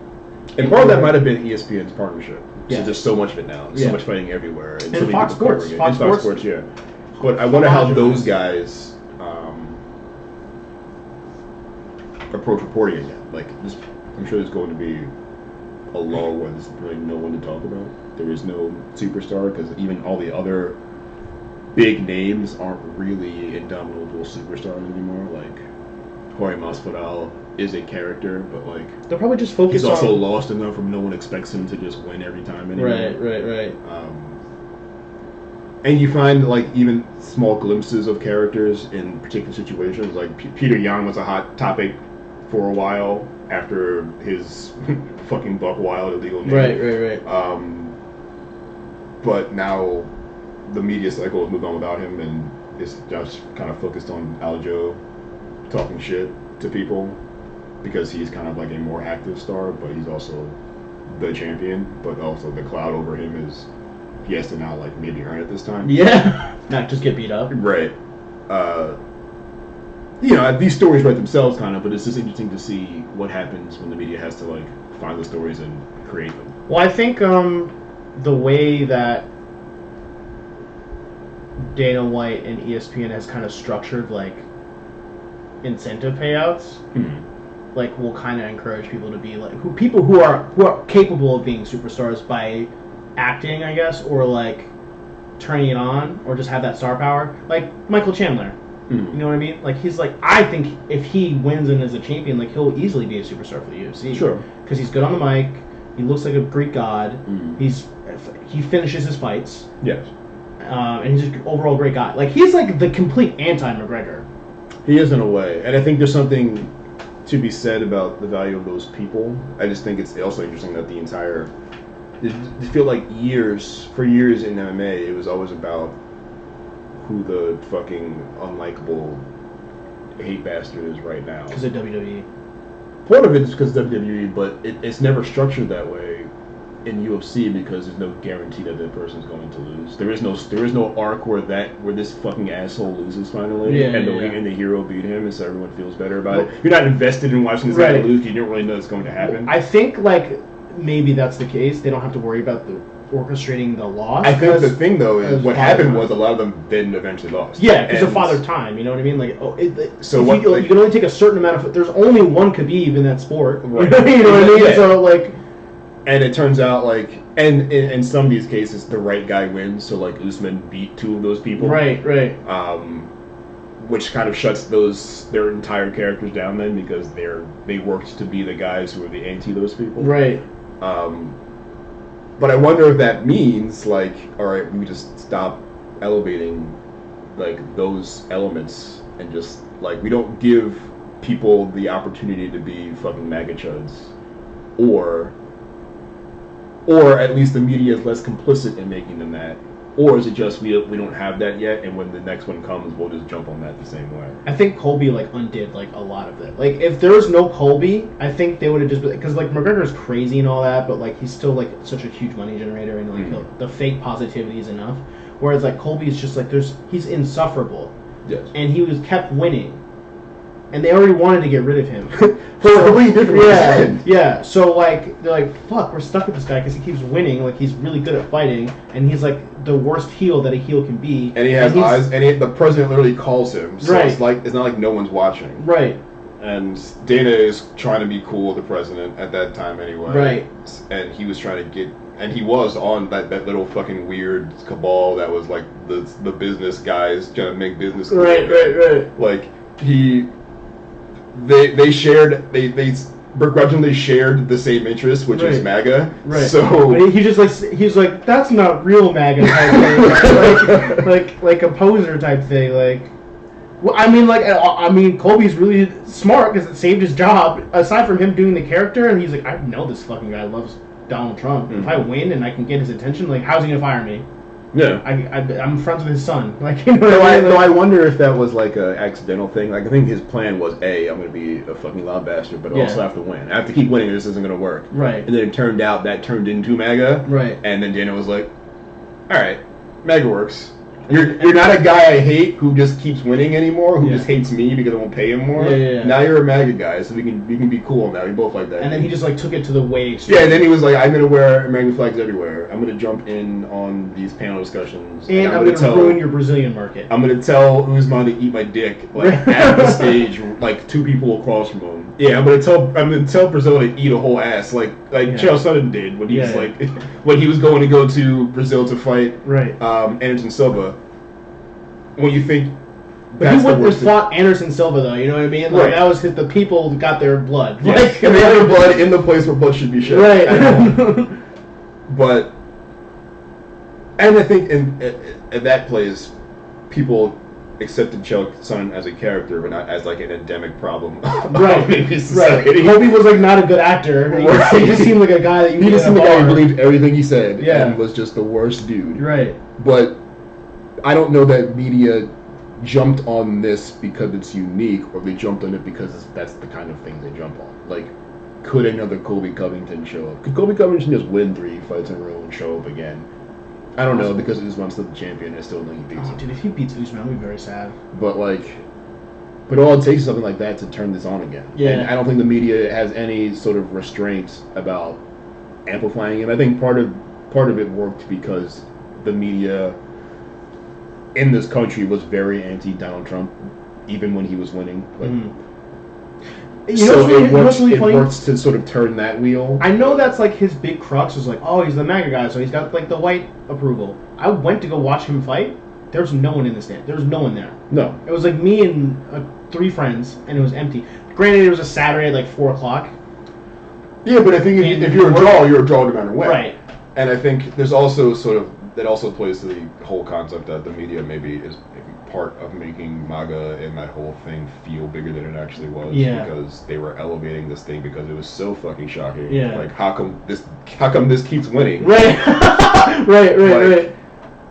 And that happened everywhere in every industry, in every part of the media, and he was just another version of that.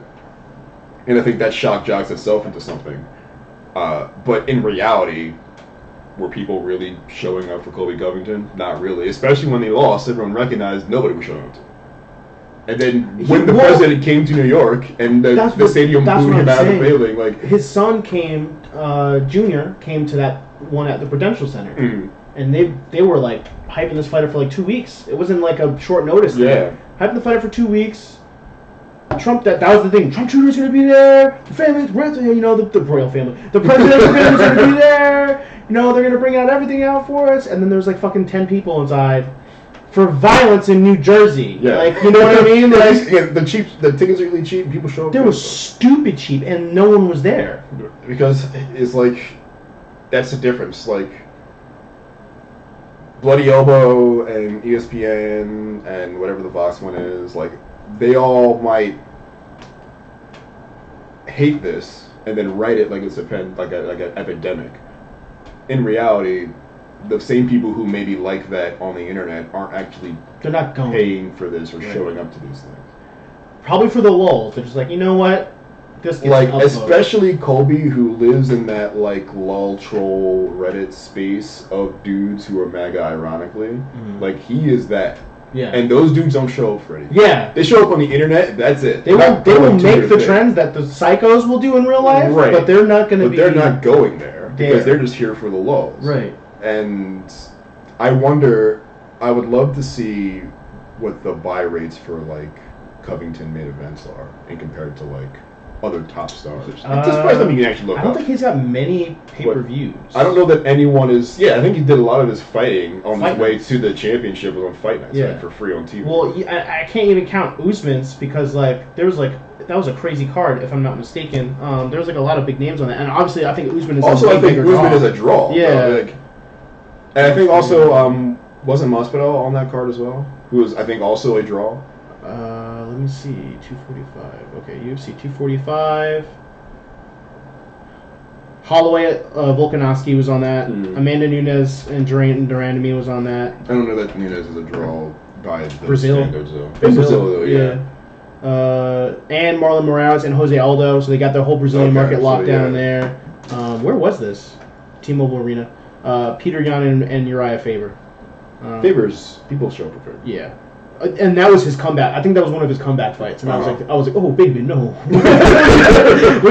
went to the wrong one, my guy. Yeah. Oh, and they had Mike Perry and Jeff Neal on this card. Matt Brown was on this card. So there's a lot of fucking guys who people like go ham for on the internet on the card. Right. Brandon Moreno, he's in the prelims on this one. Jessica I. So yeah, I mean, there's a lot of big names on here. So like.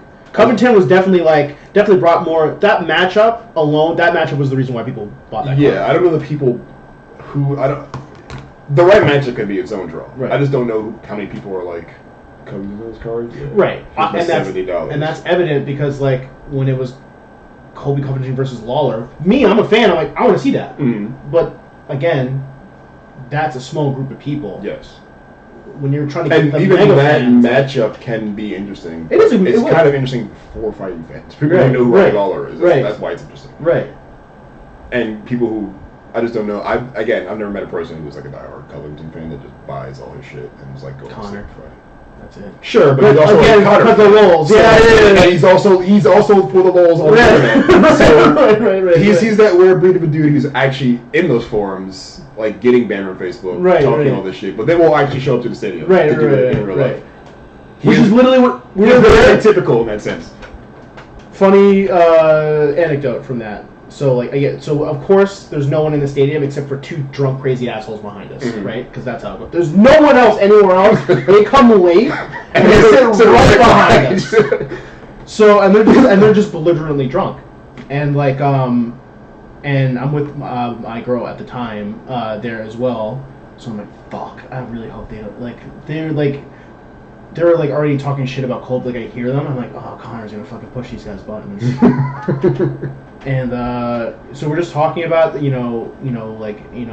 matchup, just between us, and we're like, Colby's probably gonna do like a kickboxing clinic on Robbie. Like Robbie's probably not gonna touch him. And they're like, what? Fuck you, Robbie's the best man.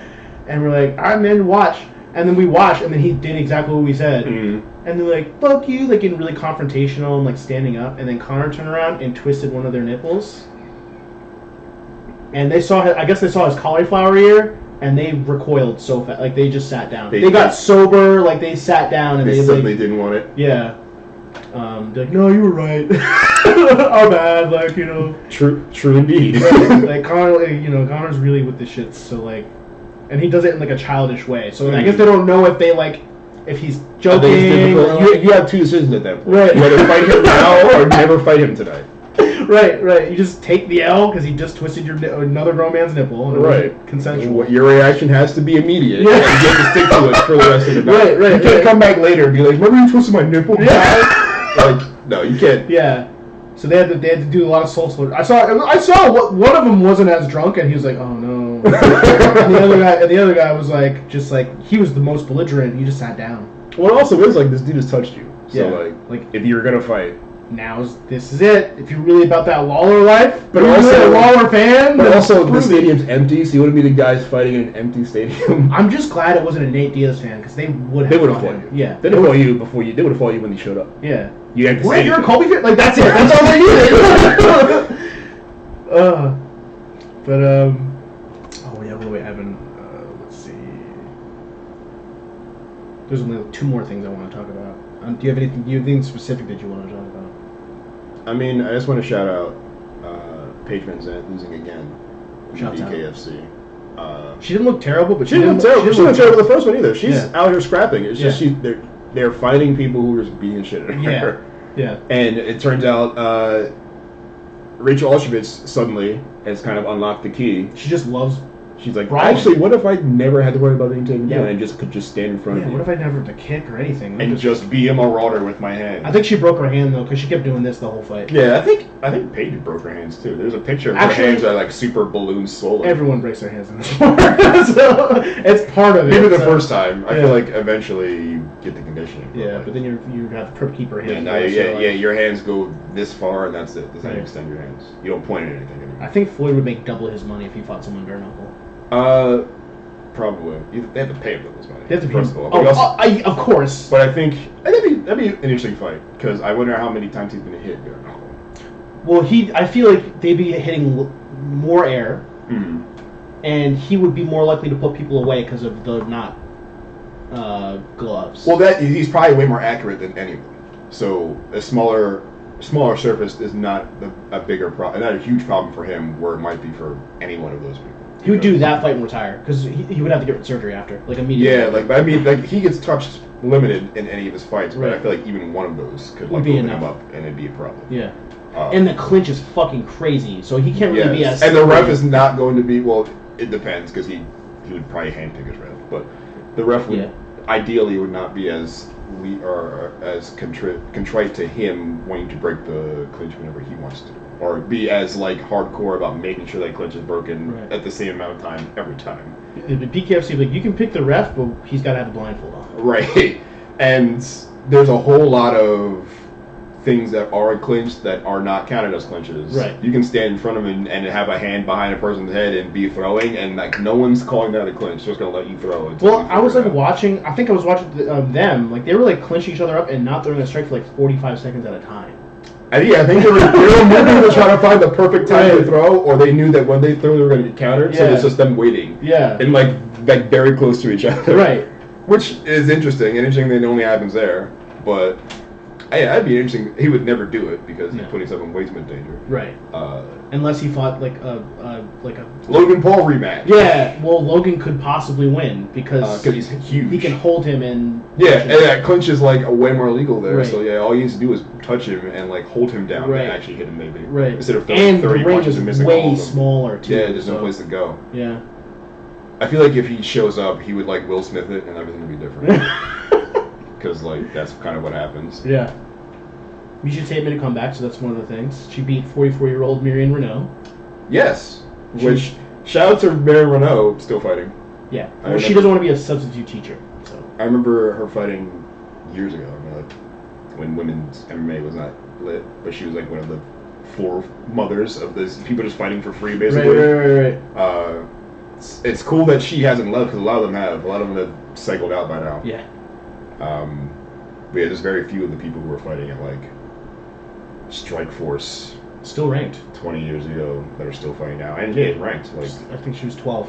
She's still in the top 15. I mean, it's a hard division. Like, there's not that many women. and the top fighting. sucks. Like you're never winning. You're not, Right. you're not beating these champions. Yeah, well, like once you get past like the top, like 12. Well, she's 12. The top 10, it's like, all right, well, it's a murderer's row. So Right.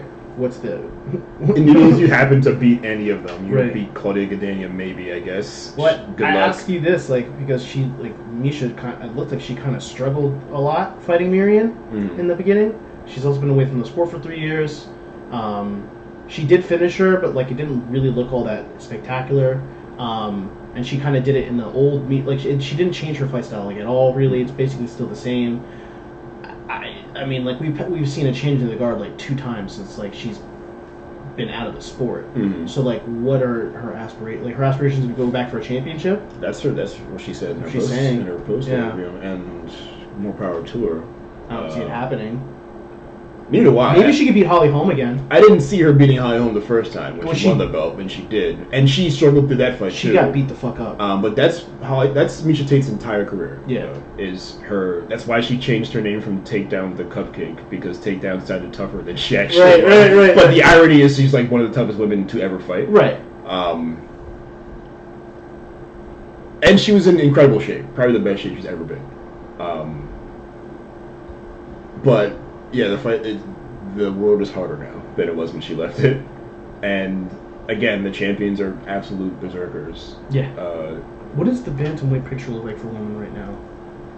like I don't know. Women's bantamweight. Not women's bathing suits, goddammit. I'm wondering what fights she's like favored in, because even before you get to Nunes, like, I think Holly Holm might be the only one. maybe because I think Holly Holm's in the same part of her career. Yeah. Like, Raquel Pennington, maybe? and I don't know that Holly Holm would fall for the same shit. I don't know that Holly Holm fell for anything. I think she was just fucking tired. Right. And Misha Tate threw her entire body at her and it worked. Yana Kunitskaya Kea? So maybe Yana, but Yana's again, she's getting better. She's not necessarily like championship material yet, but she's way better than she was 2 years ago. Yeah. Like, and maybe part of that is like hanging out with Diego Santos and like learning how to fight with Brazilians. Right. But if I she's was definitely- booking her, that would be her next fight against Yana. She's definitely not fighting Irene Aldana. No. That woman will kill her. Juliana Pena will destroy her. Maybe Raquel Pennington? No, I don't know, man. She kind of looks like the Hulk recently, like slamming people in their fucking heads. And, like, But I don't know if she'll. I'm wondering if she can even out wrestle Misha Tate though. she's way stronger than she is, though. Tate has great technique. She's very good technique. And she doesn't necessarily have to be the best wrestler because her jiu-jitsu is really good. Right. So she could just like weather the storm. And Tate's just- problem has always been not being able to stop strikes from happening to her. Right. She just can't. She can't figure out how to not be in front of a punch. Well, she's definitely not beating Jermaine. No, because Because- Jermaine would definitely love to punch the shit out of her Right. face as many times as she Right. would. I mean, like, and obviously, like, But, Amanda is like, You know, I watched literally any of those fights. So yeah, I mean, I'll watch them. I'll watch because, like, you know, obviously off of strength alone, like Misha Tate's done so much, like she's earned that. But it's just like I don't want to be sad because I like Misha Tate. I don't want to see her beat the fuck I out want of to. her. Yeah, I want to see her take the sad way out. Yeah. But I think there is a compelling thing to see. Like, she had such a. Her fight wasn't discouraging to me because that's how many of her fights have gone her entire career. So Yeah. that it just looks like her fighting the same exact way, which is like her Which is like a her kind of stumbling until she gets into a really good wrestling situation Right, and just right, like right. beating the shit out of someone from there. She's very what's his name with the ears? Forrest Griffin in that way. Except Forrest Griffin was a better Slogging striker. out. Yeah. But Forrest Griffin will have a fucking terrible first round. He'll be murdered the first round. The only person that didn't work on was Anderson Silva. Yeah, he was like, there's no way you'll out punch me. Right. And he was right. Yeah. But they had that same mentality, and I think that's kind of like an old school MMA mentality too, where it's just like, we are as technical as we have to be, but I'm just tougher. Right. And you know, toughness has gotten Miesha Tate pretty far, but it hasn't gotten her far enough against, the people who are over the top. Like Ronda Rousey, who has suspect hands the entire time, beat the shit out of her. And, we were giving kudos to all these other people who had the like Dillashaw, like he had the belt and he's still he said it himself. I've accomplished everything I wanted to accomplish. I'm just here for the thrill of the sport. We need to do the same thing for Miesha. Like there's no reason. Miesha has made a very good living outside of fighting. She was a brand ambassador for one championship. She didn't have to. They're paying her very well. Didn't have to leave. But she got the bug again, and there was a big conflict of interest. I guess maybe fighting in one. Right. But she's built a whole brand at least before the pandemic. But she'd gotten into podcasting. She got into broadcasting in general, trying to move her brand into the various media things that MMA does, which is how she got her one VP spot anyway. I'm sure she does seminars for grappling and shit like that. She turned any of that into anything she wanted. Right. And she wanted to fight. And I don't know that fighting is going to stop her from doing any of that. I just don't know that she has to shorten her life to do these things. Right. But, I mean, again, I also just let her do what she wants because... I'm with it. She's happy and having a good time, and if she's healthy, that's ultimately what we want. She's not like an old fighter who came back and still looks like an old fighter. Right. She fights like she always has because that's what she knows. But she came back in incredible shape. And clearly took very good care. Very seriously. Yeah, she's when you talk about professional fighters, it's Miesha Tate's one of those people. And then the one thing I want to fit is boxing related. I just think it was worth noting. Anthony Joshua is fighting in London, England, who's has one of the strictest lock, and it's soon, it's in September. They're fighting in September. It's one of the most strict countries they have for they're just lifting small things now after almost a year of nothing. They sold out a 60,000 person stadium in London, England. In London, England, that's a big deal. And he's a black man in England doing that. I think it's kind of a big deal. It is. I think Anthony Joshua has kind of been. I feel like he's been embraced as a national treasure relatively recently, in the past couple of years. Maybe not when he lost to what's his name, Ruiz. Yeah. But up until that point, he had been treated the same way they kind of treated Lennox Lewis. Yeah. Where, not that he's bigger than the race gap. Obviously, that's not true. Lennox Lewis will tell you that's not true. But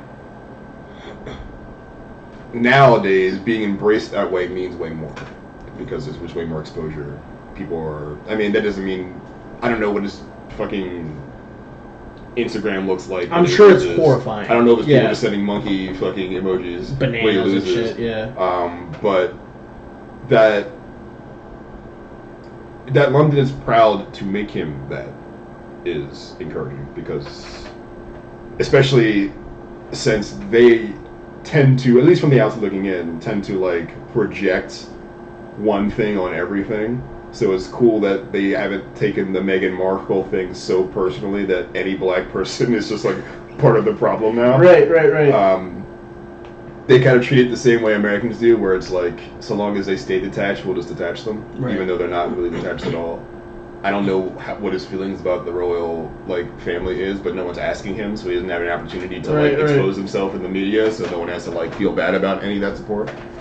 But yeah, selling out that huge, part of that is probably people just being locked up and you go do something, but that doesn't mean he can't be the beneficiary of it. Yeah, for sure. I mean, and he's fighting Ulsk, who is but it's a huge. He's kind of another White Hope sort of situation in the Ukraine. They just want. That guy's actually pretty good. He's actually really good. Yeah.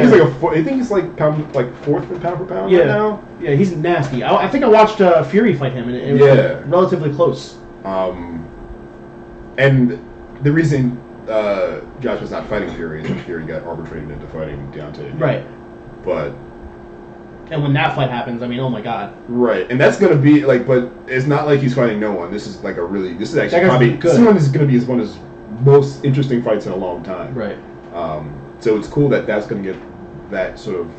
It's not like he's getting some can, some tomato can. This is very, very dangerous for Joshua, and I feel like he knows that too. But it's cool that he's not just gonna get a guy. He's gonna get a very interesting fight that's gonna challenge him in such a large stage. So. if England really wants to make him the guy and he wins here, they just, I guess, give you a crown now after that. I don't know what happens over You're there, now the king. Yeah, but you're now the king of England. You have to be. United. Though, to be fair, I think this isn't the only... No, it wasn't... He hasn't been as big as Joshua or even Lennox, but Anthony Ogogo was kind of like that too, when he was still fighting. Where I think he was an Olympic boxer for the UK, and then he went pro over there, and he had put some big strings together, and he was never super duper star because he had lost a couple and kind of got injured, and it wasn't really great for him. But people were like rallying around him too. Like they're not like hesitant necessarily to accept these people, but I think the problem in the UK, which is a mirror of the problem here, is like they'll accept you so long as you're really good, and they have no reason not to. Well, one of the reasons why I wanted to bring up the stadium as well is that like you're kind of like willingly accepting like you might not see most of the fight because of where you you're go in there for the vibes at that point. Right, yeah. So like going to your point, like people have been locked up, so maybe they want to go do some shit. But at the same time, like these tickets are going to be fucking expensive.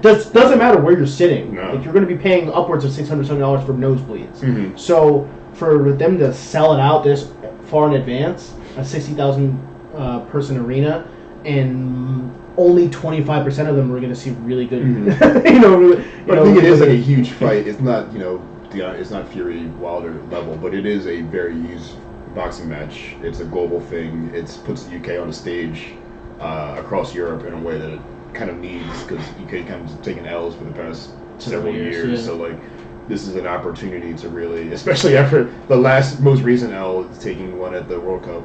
But, shouts out to America losing in both women's soccer and basketball today. Yeah, to France. But I think it's a mixture of they need it. They need the W, even if the W is just the pomp and circumstance. Right. But also, this is a once in a lifetime opportunity to see maybe like a really down in history as legend fighter challenge himself and win and become like the hero. Some people just want to be there for that shit. Right. This is like I guess their rally. When like the Nazis were bombing them. Like, yeah, they're like, we don't know what to do. Yeah. Except for what was the guy? Who was was running the country back then? Churchill. That was the only guy in the rubble. He's like rallying behind me. This is Joshua. He's rallying the country. And I think burning COVID rubble. That does speak to a lot of nationalism that gets caught up in any sport, really. Like, I know I'm racist, but not right now. This is my guy. He's got my flags. I would love for him to win and be like, fucking win! I hate you! T sucks! T sucks! Shout out to the European Union. The T and the Beatles suck! I love you. I love the euro. Hope you pay me in euros, because fuck this pound shit. Pounds are useless. Oh man. But that's just about. Oh, and also I just want to do like a quick thing. I feel like people are dick riding Islam Makhachev, simply off of the strength that he's got a cosign from Khabib in DC. That's exactly right. Any fucking Dagestani wrestler is gonna get dick rode because everybody wants to be on the ground floor of the next Khabib. But like they're like he's just like Khabib. I'm like, why? Because he's Muslim and get the same haircut. Because people are terrible at making this describing people. Well, the thing is like, I understand why DC and Khabib are like he's the next me. It's because they train their camp. Yeah, they're camp. Right? They know. Like Khabib's like he's a better wrestler than me. I'm like, are you sure about that? Because I was watching. I've never been really wowed by Islam's fight. Like he. Don't get me wrong. He's in the most difficult division possible in the UFC, in my opinion, in 155. He is a top 10 talent. I'm not taking that away from him. But I think what people are going to be very surprised when he starts fighting those top 5 guys. And he does not have nearly as much success as he does with these guys who are relatively not as good as those people are. That might be true. Because I think there's still a possibility that he is. He's still got the tools, but I don't think he's going to make a run like Khabib is going to run. And that's what everyone's trying to frame this guy to be. I think people do this all the time. They did with Izzy. They're like, he's the next Anderson Silva. To the point where they literally have him fight each other. Right. I think people are just very bad at using their words to make like subtle comparisons that don't feel like all or nothing. But they don't fight anything like each other. The only thing that's like remotely close is that he knows how to wrestle. That's it. People said the same thing on what's his name, Kismet, and I think they said it because he's a fucking I would say with a beard that's right. Muslim. Well, I will say he is a little bit closer to the comparison in my opinion because he is so dominant. Right? Yeah, because he's so dominant with his wrestling. But I feel like they're gonna say that about literally all of them. Fair. And I think it's because the media and even just like random commenters online, the easy way to describe the thing they want to say is that it looks like this other guy that we know like that Khabib. you know. But part of being like Khabib, which is why I give Cosmat that I'll let Cosmat slide, is the dominance in not just the record but the the very specific ways he wins these fights. Yeah. Like there's no leeway for these guys to like come back and win the fight. Like they are definitively beat. Like Islam is like beating these guys and they're good. I'm not saying they're bad, but look at the murderous row of people Nurmagomedov had to go through in order to get to where he's at. Cosmat's not there yet because he's like just starting his career off. But Islam is like beating these guys and like they're like giving him like a run for his money. Like Khabib did not have that. The only person that gave him a run for his money was Michael Johnson. He finished Michael Johnson. Yeah, so he gave him a run for his money until he got absolutely destroyed. Right. And I think it is just a shorthand. People are bad at shorthand because they just take the thing that they see and they're like Muslim, same height, same weight. That's that guy, right? They're the same dude. They did this. They do it to. For a while, they were still doing it for what's his name, Owens. They're still doing a Silva comparison to Owens. And Silva, like Anderson Silva, to Oven St. Peru. Yeah, because he just throws long fucking black. Okay. And they throw strikes. Like that's the best. That's what they got. When that's not true, when you watch them fight, they fight completely differently. Even if it was true that they're both still stand-up kickboxers, which is mostly true, they do that completely different ways. Right. Anderson Silva was like an elusive counter fighter, and Oven St. Peru was like, let me just go find. I'll march forward until I die or you die. Right. But every conversation like this always starts the same way. Someone's like, I remember you. You're the black guy that everyone likes, but you're like close to that. You like stand up and you throw punches. You probably like him, I guess. And we do it all the time. Only time we don't do it is when there's no one to compare to. Right. Like, we haven't found someone to compare to DC. Right. We haven't found a dude that's like a squat 250. Well, they tried with that one guy that he fights under him. Fights at 185. He's like 5'5". Yeah. What's his name? But even then, it didn't stick because he got beat the fuck up. Yeah, because he's 5'5". There hasn't really been a great Stipe comparison, even though there's actually pretty good comparisons for Stipe in the heavyweight division in the past. But no one's saying like this guy reminds me of Tim Sylvia, right? Because he fights a whole lot like Tim Sylvia. It's a better version of him, right? And I don't know why. Maybe it's because no one was watching UFC then, right? But I think it's just people. I mean, it's also because he's white, and people are just better at telling white fighters apart, I guess. But they all fight different. Bro. I think it's when you're some ethnicity that's not white that happens to have a similar fighting style. You are that guy until you're not that guy. Right. Like Izzy is going to be Anderson Silva to most people until he no longer is. Even when he was doing fucking anime intros on his way out to fights, people like, dude, John Jones did the same shit. Dude. Like it is a struggle that is, I think, unique to ethnic minorities in combat sports. Yeah. I don't think anyone, because even when people try to I don't hear people comparing any 155 white dude to Conor McGregor, even if they're a freestyle fighter. Right. Like I don't. And there are people that do like what's that one guy is pretty close. He fought Tony Ferguson. Veneta.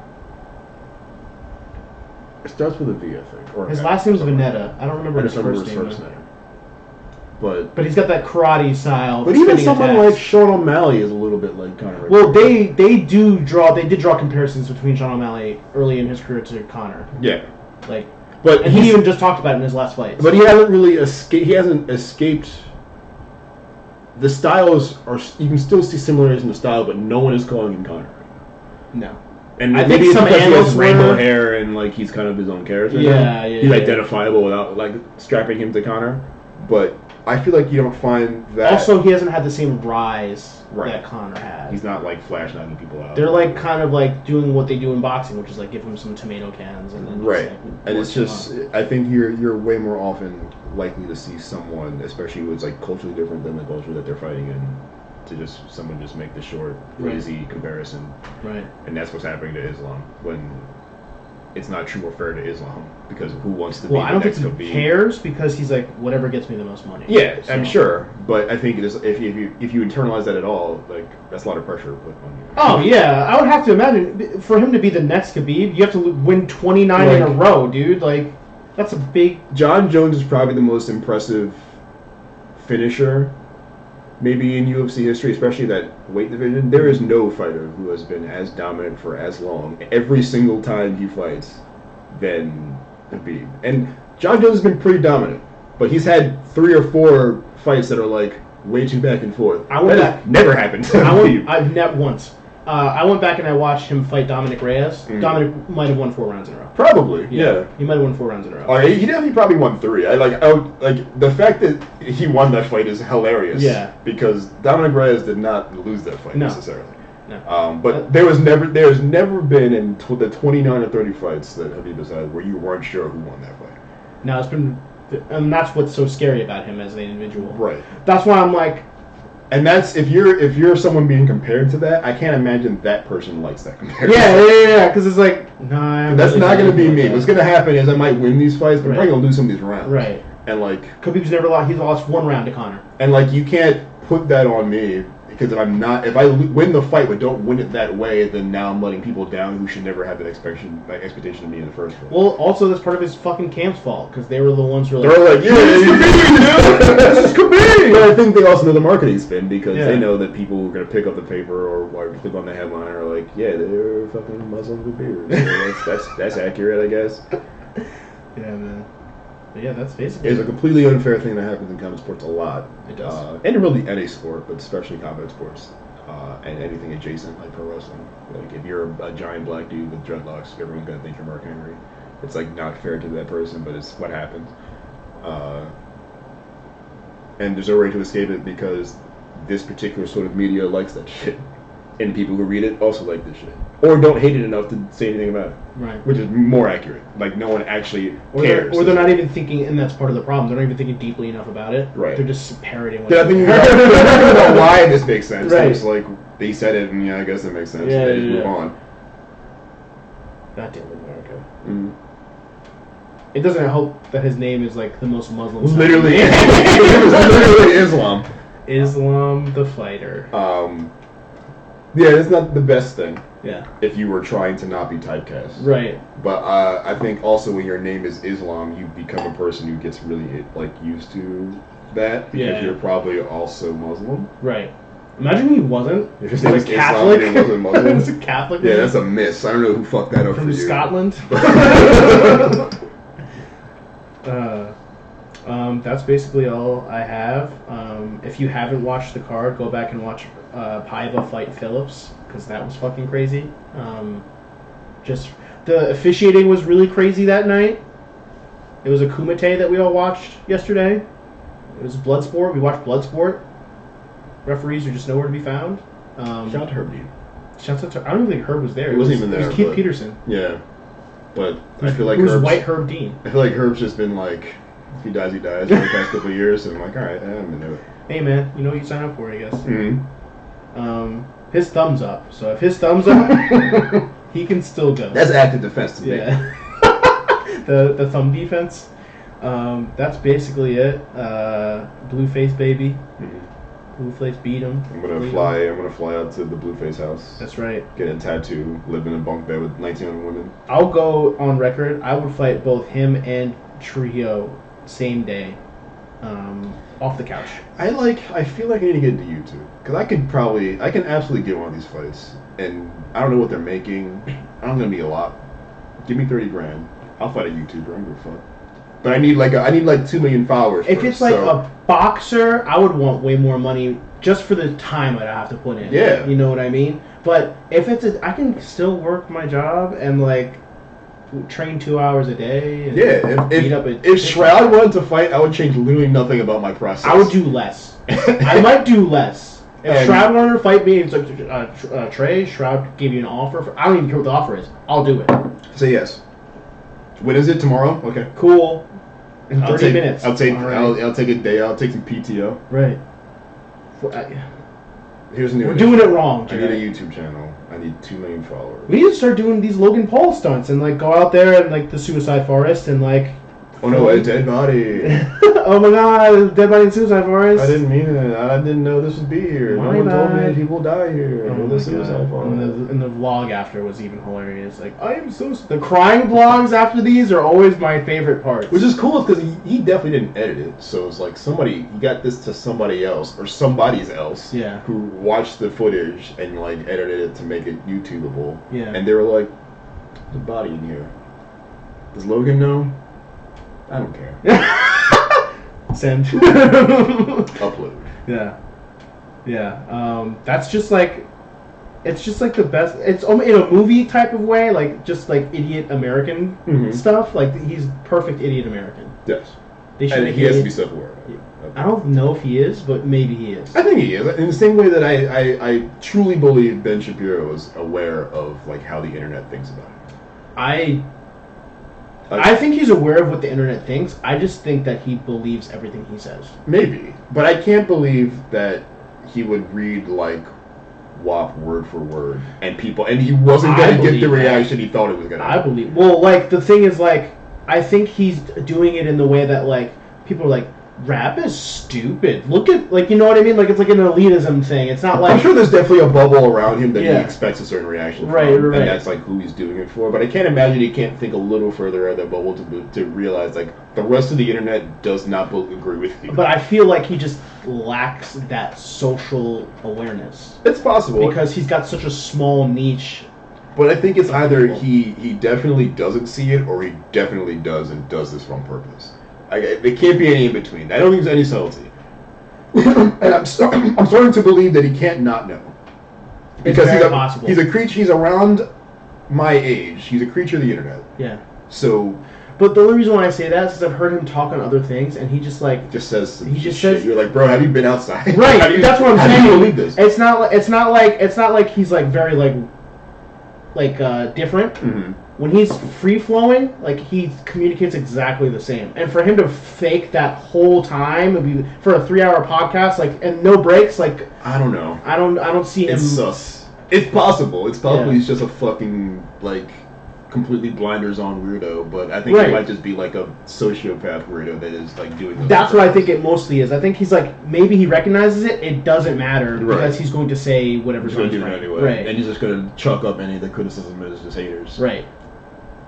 But or I'm smarter than you. You know what I mean? I just feel like he and Logan live in the same place where, at this point, you've seen enough pushback to know what the pushback looks like, and maybe even predict the pushback. So either you're just completely ignoring the pushback and doing you for the also reliable sort of support, or you're doing it for the pushback, or doing it in recognition of the pushback, and then also your content is sort of being warped and changed with an exception or to accept the pushback. And somebody like I feel like the Pauls definitely know. Oh, both of them know. They might not be the sharpest tools in the box, but they have a team around them that's like, hey, do this. Yeah, and maybe if they don't know, somebody on their squad knows. And I feel like that can't also not be true for someone like a Shapiro. But I think probably he does it mostly himself. Maybe the problem is either he does it all himself or he's surrounded by people who are not aware. Right, exactly. That's what I think. Completely Fox News idiots. Like, you know what I mean? Like, they're like, or this is perfect in the vacuum that we live in. Yeah, he's been insulated so much from it by the people around him. Right. Because those types of people, like, well, I won't listen to CNN or whatever news outlets because it's not, you know what I mean? Like, those are the type of people that will box themselves. Like, obviously he's intelligent, but, like, he's book smart. Like, if you could read a book, then you can be just as smart as Ben Shapiro. Like, him just, like, his application of his knowledge is, like, usually stupid. Like, and the first time I realized this, because like sometimes he said something like, oh, I kind of agree, just through a business standpoint, and I kind of agree with just the numbers. Like, he's really good at regurgitating numbers, but when you talk about his personal feelings or his own personal ideas about things, it starts to kind of fall apart. Yeah, if he has any anecdote at all, Right. he doesn't have one probably. It's Right. probably just a thing he read. And then he can't then apply the book numbers he knows Right. to the actual context Right. to make it make any sense. Even then, the book numbers are either wrong or taken out of context. Right. So Him and Crowder like go to like college campuses and like be they argue kids. 19 Yeah, right. who are like freshmen or sophomores, maybe. We're just learning the same information that we're Right, right who now. are going into a class that's going to teach them the thing you're arguing about. Right. Before they got there, though. Right. So they have no idea what's going Exactly. on. I was watching him on Joe's podcast a long time ago, and like he had some weird thing about like like his friend's gay. And he's like, "Well, would you go?" And then Joe. This is the first time Joe did an actual investigative journalist type thing. It was with Ben Shapiro of all people. But it was like the first time I saw him. Like, oh, maybe Ben's an idiot. Like he was like, oh well, yeah, I have lots of gay friends. I'm like, would you go to any of their marriages? And he's like, and he had to think about what he was about to say. And he was like, I can't lose my constituency now. So he was like, no, I wouldn't, because it's like an abomination. And then and then you called him your friend. Right, So and that's then interesting. and then he couldn't defend any of the points that he had. It was just like I just have faith. Like that's what it came down to. So like it was just like, all right, he's not as intelligent as But I think he's letting about, on. and I guess in comparison to someone who I'm definitely sure is doing it for the clicks in what's his name, Tucker Carlson.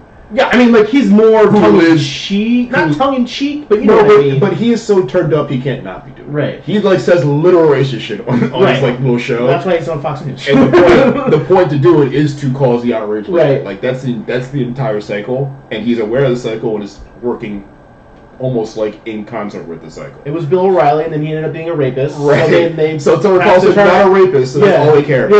Yeah. And I guess the difference between Tucker and Ben is like Tucker very obviously is a part of the game, even if he still believes the things he's saying. He's still playing the game. I think he believes Where Ben, most of what he's saying. Most of it. but I don't even think he believes most of it. Yeah. I think he just he believes some sort of root core of it, Right. but just kind of says the rest. like because, Ann Coulter. Right. Right. And Coulter's a perfect example. Yeah. Ann Coulter has black friends. Right. She doesn't talk like this to them. Right. But she knows like when the camera's on, she has to do the Ann Coulter shit. Right. When she writes her book, the Ann Coulter shit's in the book. Right. She's doing a character. Right. Carlson Where Ben, is a character. where Ben is probably not doing a character. No. Where I Ben think is just doing Ben. Which is why he's such an ignoramus in that way, because like he doesn't know that he sounds like an idiot when he's talking about things that are in his belief system. Right. So if you just said less, he'd probably make more sense for the thing he's actually trying to support. Right. Which is where what's her name, Candace Owens, does so well, because she's just like, I remember what someone said, and then just say it, and then not elaborate on it. Right. And then just go and then do something else. Like just talk about. And something she's else. good at like having personal anecdote to make it seem like to deflect any factual sort of rebuttal against her thing. She'll be like, my personal experience was this, Right. and then that's what I'm basing Well, this on. all white people, except for like the whole time in high school where people harassed me and called me the N-word. That part didn't happen. No, but when I went to college and then black people harassed me, that was informative years of my life. Right. And I'm not going to talk about why they're harassing me. Right. Maybe it was harassing me because I was telling them all the black people they believed them were wrong. Maybe I was getting really drunk and saying really awful racist things to them about, and they were just confused about me being And they black. weren't laughing, but the white people were, so I Right, hit right. with them instead. Right. Yeah. They just stopped using black and or dark and lovely, and then had a white boyfriend, and that's where it all That's started. where we're at. That's where we're at now. Now she's just like to me, she's like a less intelligent Ann Coulter. She's trying to play the character, but she's bad at it. Yeah, she's just not a good actor. And like even the people in her circle don't really like support. Like she probably still has a stupid Daily Wire show, but like she hasn't expanded as a brand like everybody else in that circle seems to It's have. really like 40-year-old white men and women who are like, you know what, more black people should be like Candace Owens. Yeah, I have a black friend. It's Candace Owens. Candace Owens is my black And then the one guy who's the suit guy, who I don't remember his name, but he's Steve Harvey? But he's like the male Candace Owens. But to a point, because even then he'll check her on shit. Like, bro, like that's not true. Right. Like She'll say like that. like literally, I think the George Floyd Factually thing was right. one of those things Right. where like, no, we watched this officer literally sit on him for literal Right. 9 minutes on camera. She's like, actually, he was a criminal before, and it's like, what does Well, that have that to do doesn't with matter because Right. he's dead now. Yeah. And this man killed him. Yeah. Oh my god. Point I'm making is I need a YouTube channel. It's gonna be racist. Yeah. I'm sorry. And we're fighting Candace Owens. And the point is I need 2 million followers on my racist YouTube channel so I can fight Candace Owens. If you fund our fight camp, we will fight all of these people. We'll fight anyone you want. Francis Patreon's going up Ngannou. tomorrow. We need you to raise money so we can fight your favorites. Right. I'll fight Addison Rae. Yeah. I'll fight her. I'll fight. What's her name? Just went to the White House for the vaccination things. The teenage chick. I don't think she's an adult. You talking about JoJo Siwa? No, but I'll fight JoJo Siwa. I'll fight JoJo Siwa. And maybe not. JoJo Siwa's like big. She's like 6'1". Yeah, she's like 6'1". She'll fuck me up, bro. Yeah, she might fuck me up. Well, I mean, I'm only on that for some weird reason. Like the baby had like a line on Spot 'em Got 'em song, the speaker box. She's like, bitch, JoJo Siwa, bitch, and that's the only out of nowhere. And I was like, I don't know why we hate JoJo Siwa, but I think that's the only line of her from that song. Yeah, bitch, JoJo Siwa, bitch. Which is hilarious. The baby doesn't even rhyme. I'll fight the baby. I'll fight the baby. I will definitely fight the. Hold your horses though, because they shoot people. Listen, he's gonna be in on it. Like we're gonna. I don't know. Maybe not contracts. He's probably not gonna be. He might not hold to a contract. Yeah. I feel like I feel safe if the bag is big enough. The baby is not going to shoot me. He still might. If you embarrass the baby, he might. So shoot you. I'll fight the baby in 10 years, where he's older and wiser. Okay. Is like he can accept his L's. Like Gucci Mane. Right. Gucci would fight and he'd like lose, but he'd be like, "I'm Gucci." Whatever. Yeah, I'm Gucci Mane. I made my money already. I don't have to. Right. I got out of jail and I'm a different guy now. Right. I lost like 100 pounds. One of the baby's guards, or not guards, one of his posse murdered somebody. Yes. And then they arrested him. Also, he's been like fighting people at concerts for like years. Right. So I'm not saying his willingness to fight is not there. I just don't want to get murdered because I want. I will beat the baby in a fight. I will go on the record and say I will beat the baby in a fight. I'll fight Lil Baby. But Lil Baby, I don't think Lil Baby will shoot you. Lil Baby will definitely. He's getting in trouble too. Someone is getting in trouble too in his group for shooting somebody. Well, yeah, that's somebody else though. But I don't think. But he just put out like super progressive rap last year and won the whole thing. So he has to be different now. He has to be able to take an L. Most of his music up to this point is doing drugs. And yes, he did. He was like, let me be a SoundCloud rapper until George Floyd, and let me write the super. I'm saying after, like he. Now we're back to right. Let me get on this mixtape with Lil Durk real quick. Let me think. Young Thug might. Yeah, no. Young Thug will take a gun to the ring. Yeah. So maybe not. Maybe not Young Thug. Picking rappers is dicey, which is probably why most of these TikTokers and shit are not fighting rappers. Except for Blueface. But Blueface knew he was gonna win that fight. You want a dude who had probably never fought ever. Right. And didn't even know has no presence in gangland. No, at all. So like Blueface was just gonna win against some guy, right. And then he was like, "Oh, I'm gonna take this bag wherever they get me." Right. He's not. Blueface didn't pick a fight. He didn't pick a fighter. Right. Like even one of these YouTubers who were fighters, he didn't pick any of those guys. No, he picked like he some didn't pick fucking Logan Paul. Yeah. Like there's gotta be a rapper out there who's willing to get the bag but not shoot me afterwards. Logic. I'll fucking. I'll fight Logic. Jack Harlow. I'll fight you. I will fight Logic and Jack Harlow in the same fucking night. Go ahead, throw in Vanilla Ice and Logic. I'll fight Logic with a feature from Jack Harlow. Same night. Loser has to be featured on their other song. Yeah. What white rappers should you not fight? I'll fight any white rapper. Let me think. Eminem. I don't know. Oh, Eminem's old. He'll take the. I'll fight old and new Eminem. I'm trying to think of like a young white rapper you might not want it. There's not that many. Lil Dicky. Lil Dicky's not gonna fight you. He's not fighting anybody. He's gonna be in Pottstown, like doing coke. G-Eazy's. I would fight him. G-Eazy might fight you. I'd fight Russ. But G-Eazy's not gonna do anything. Yeah. There's no like really. I feel like back in the day there were white rappers that might shoot you afterwards. Maybe Everlast. Everlast might shoot you. Yeah. Paul Wall might shoot you. Would Paul Wall shoot? Maybe not Paul Wall, but somebody in the gang's gonna shoot you. And it might not even be because of the fight. Right. They'll just forget who you were. Maybe the Insane Clown Posse. No, they're not gonna shoot you. They want to get beat up. Yeah, they like it. Actually. You fight all three, and they'd be like, "Yeah, just keep doing it." Like, all right, this is weird now. The Juggalos might fight you. Yeah. Surrounding the ring. They might hatchet you. Yeah. Imagine the Juggalos jumped Blueface at the end of the fight. They go just like fucking. All right, new plan. Patreon still going. Raise money for fight your favorites, but we need white rappers to get involved. Right. So, on the Instagram post of this, please tag your favorite white rapper who wants to get fought for money. Who's the guy with the rainbow teeth? You don't want to fight him though. Yeah, that's what I'm saying. He has a gun. Riff Raff. Yeah. He's crazy. Riff Raff will fight you. He says the N-word and a lot. Nobody's checked him. Nobody's checked him this whole time. Because they know it's going to be a fight when you do. Yeah. And nobody's really up for that. Yeah, he's like Floridian. Yeah.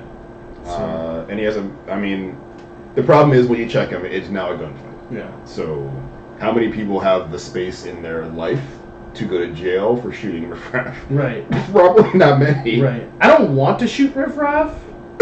I would fight him in a life or death situation. I just feel like I know I'll get stabbed and shot. But I don't want to also be in a situation where I'm on camera with Riff Raff and he says the N-word and I've done nothing. Yeah. You're putting me under pressure. Now I have to fight Riff Raff. Now we gotta who fight is Riff going Raff. to kill me. Alright, put him on the list. And like put him on the list. Yeah. Someone's gotta check him. It has to be Riff Raff. You know what? You know what? Never mind. It has to be Riff Raff. This is only for Riff Raff now. Patreon. Raise money to fight your favorites, except your favorites in this scenario is Riff Raff. Riff Raff, if you're listening to this podcast, and I know you are, it's time. Someone has to check you. And it's going to be one of us. Bare knuckle. Probably. He will sign up for bare knuckle on a heartbeat. 100%. Yeah. We're doing this, Riff Raff. It's time. It's time. Now, I think you got your time for that decade. Put you in your place. Now it's time. He's probably down bad right now because his music was not good. I wonder. He's one of those dudes where I have no idea, like, when he was famous. He was just rich for a while. He just takes his teeth out and has an English accent. But I wonder who was paying to see Riff Raff. White people. Sure, but like it wasn't like a huge white contingency. Whoever was paying the juggalos to do juggalo things. But I feel like the ISP were never like famous or never like rich. Well, I think we've uncovered the next Clinton conspiracy, and that is they are paying Riff Raff to exist and say the N-word. That's probably true. Yeah. Jody Hot Roller on Instagram has 1.4 million followers. His tour. That's a lot. He has a tour apparently. What does he? Does he make music still? I'm about to listen to Riff Raff all the way home. It looks like he does. That was one of the things that turned me off the Joe Rogan's podcast as well. Is he had this fucking guy on that's like, I don't know, I think he's from SNL or something, and he was like stroking Riff Raff.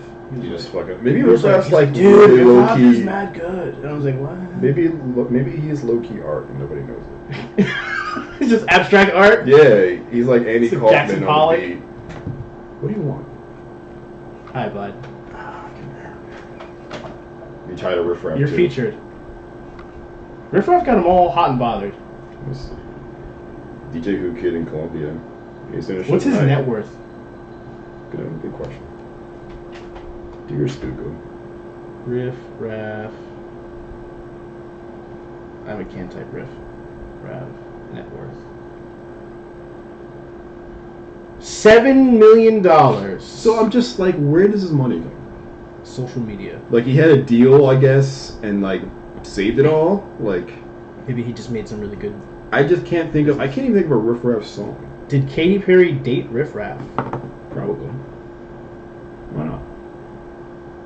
Rapper Was she slash. married? So maybe not. Hold on. Rapper slash booty enthusiast Riff Raff. Is he my friend now?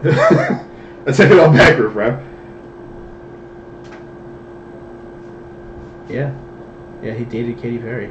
I believe that. That's fucking crazy. That's where his net worth comes from. Katy. He's Katy Perry. He stole it from Katy Perry. Yeah, he probably jacked her. Huh. Fucking Riff Raff. I don't know. She deserves it though. That might make Riff Raff a hero. Yeah, because she's kind of fucking annoying. Can't find Riff Raff anymore. God damn Fuck. Alright, it's off. it. Yeah, never mind. Patreon's canceled. Riff Raff might not feel the same way after seeing this. That's right. He might still want the smoke. That's fine. I'll go to one of your fucking Carolina shows. Where's he from? I need to know more. I need to know more about Riff Raff. Where's Riff? Where? It's either from Florida or from some Midwestern city. Houston, Texas. Texas. Yeah, that makes sense. We're gonna end on Riff Raff. You know who probably loves Riff Raff? No. Conor. Conor McGregor? No. You're my buddy? No. I promise you he didn't like. He likes like techno music and shit like that. I feel like he liked Riff Raff ironically. I don't think he knows who Riff Raff is. No. He was very sheltered. Like all he did was wrestle. I'm gonna post a unsolicited post of Riff Raff just on Just to see if he Facebook, like see what his reacts. reaction Like, is. what the fuck is this? See if it's just like a horror reaction. He knows who like JJ Icefish is. You remember that guy? He's basically Riff Raff. He's not Riff Raff. He's much sweeter than Riff Raff. Sure, he's like a good person. He's a gentle lover, you know. But like, I feel like they started the same fucking clown session situation. Right. Except one moved on and one didn't. Yeah.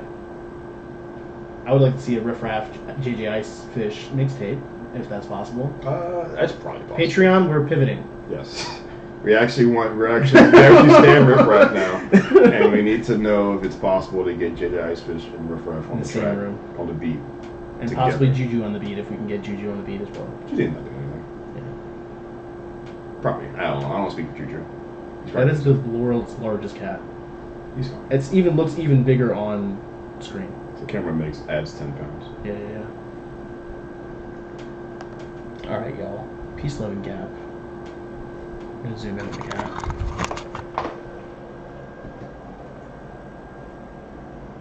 He's like, I don't understand.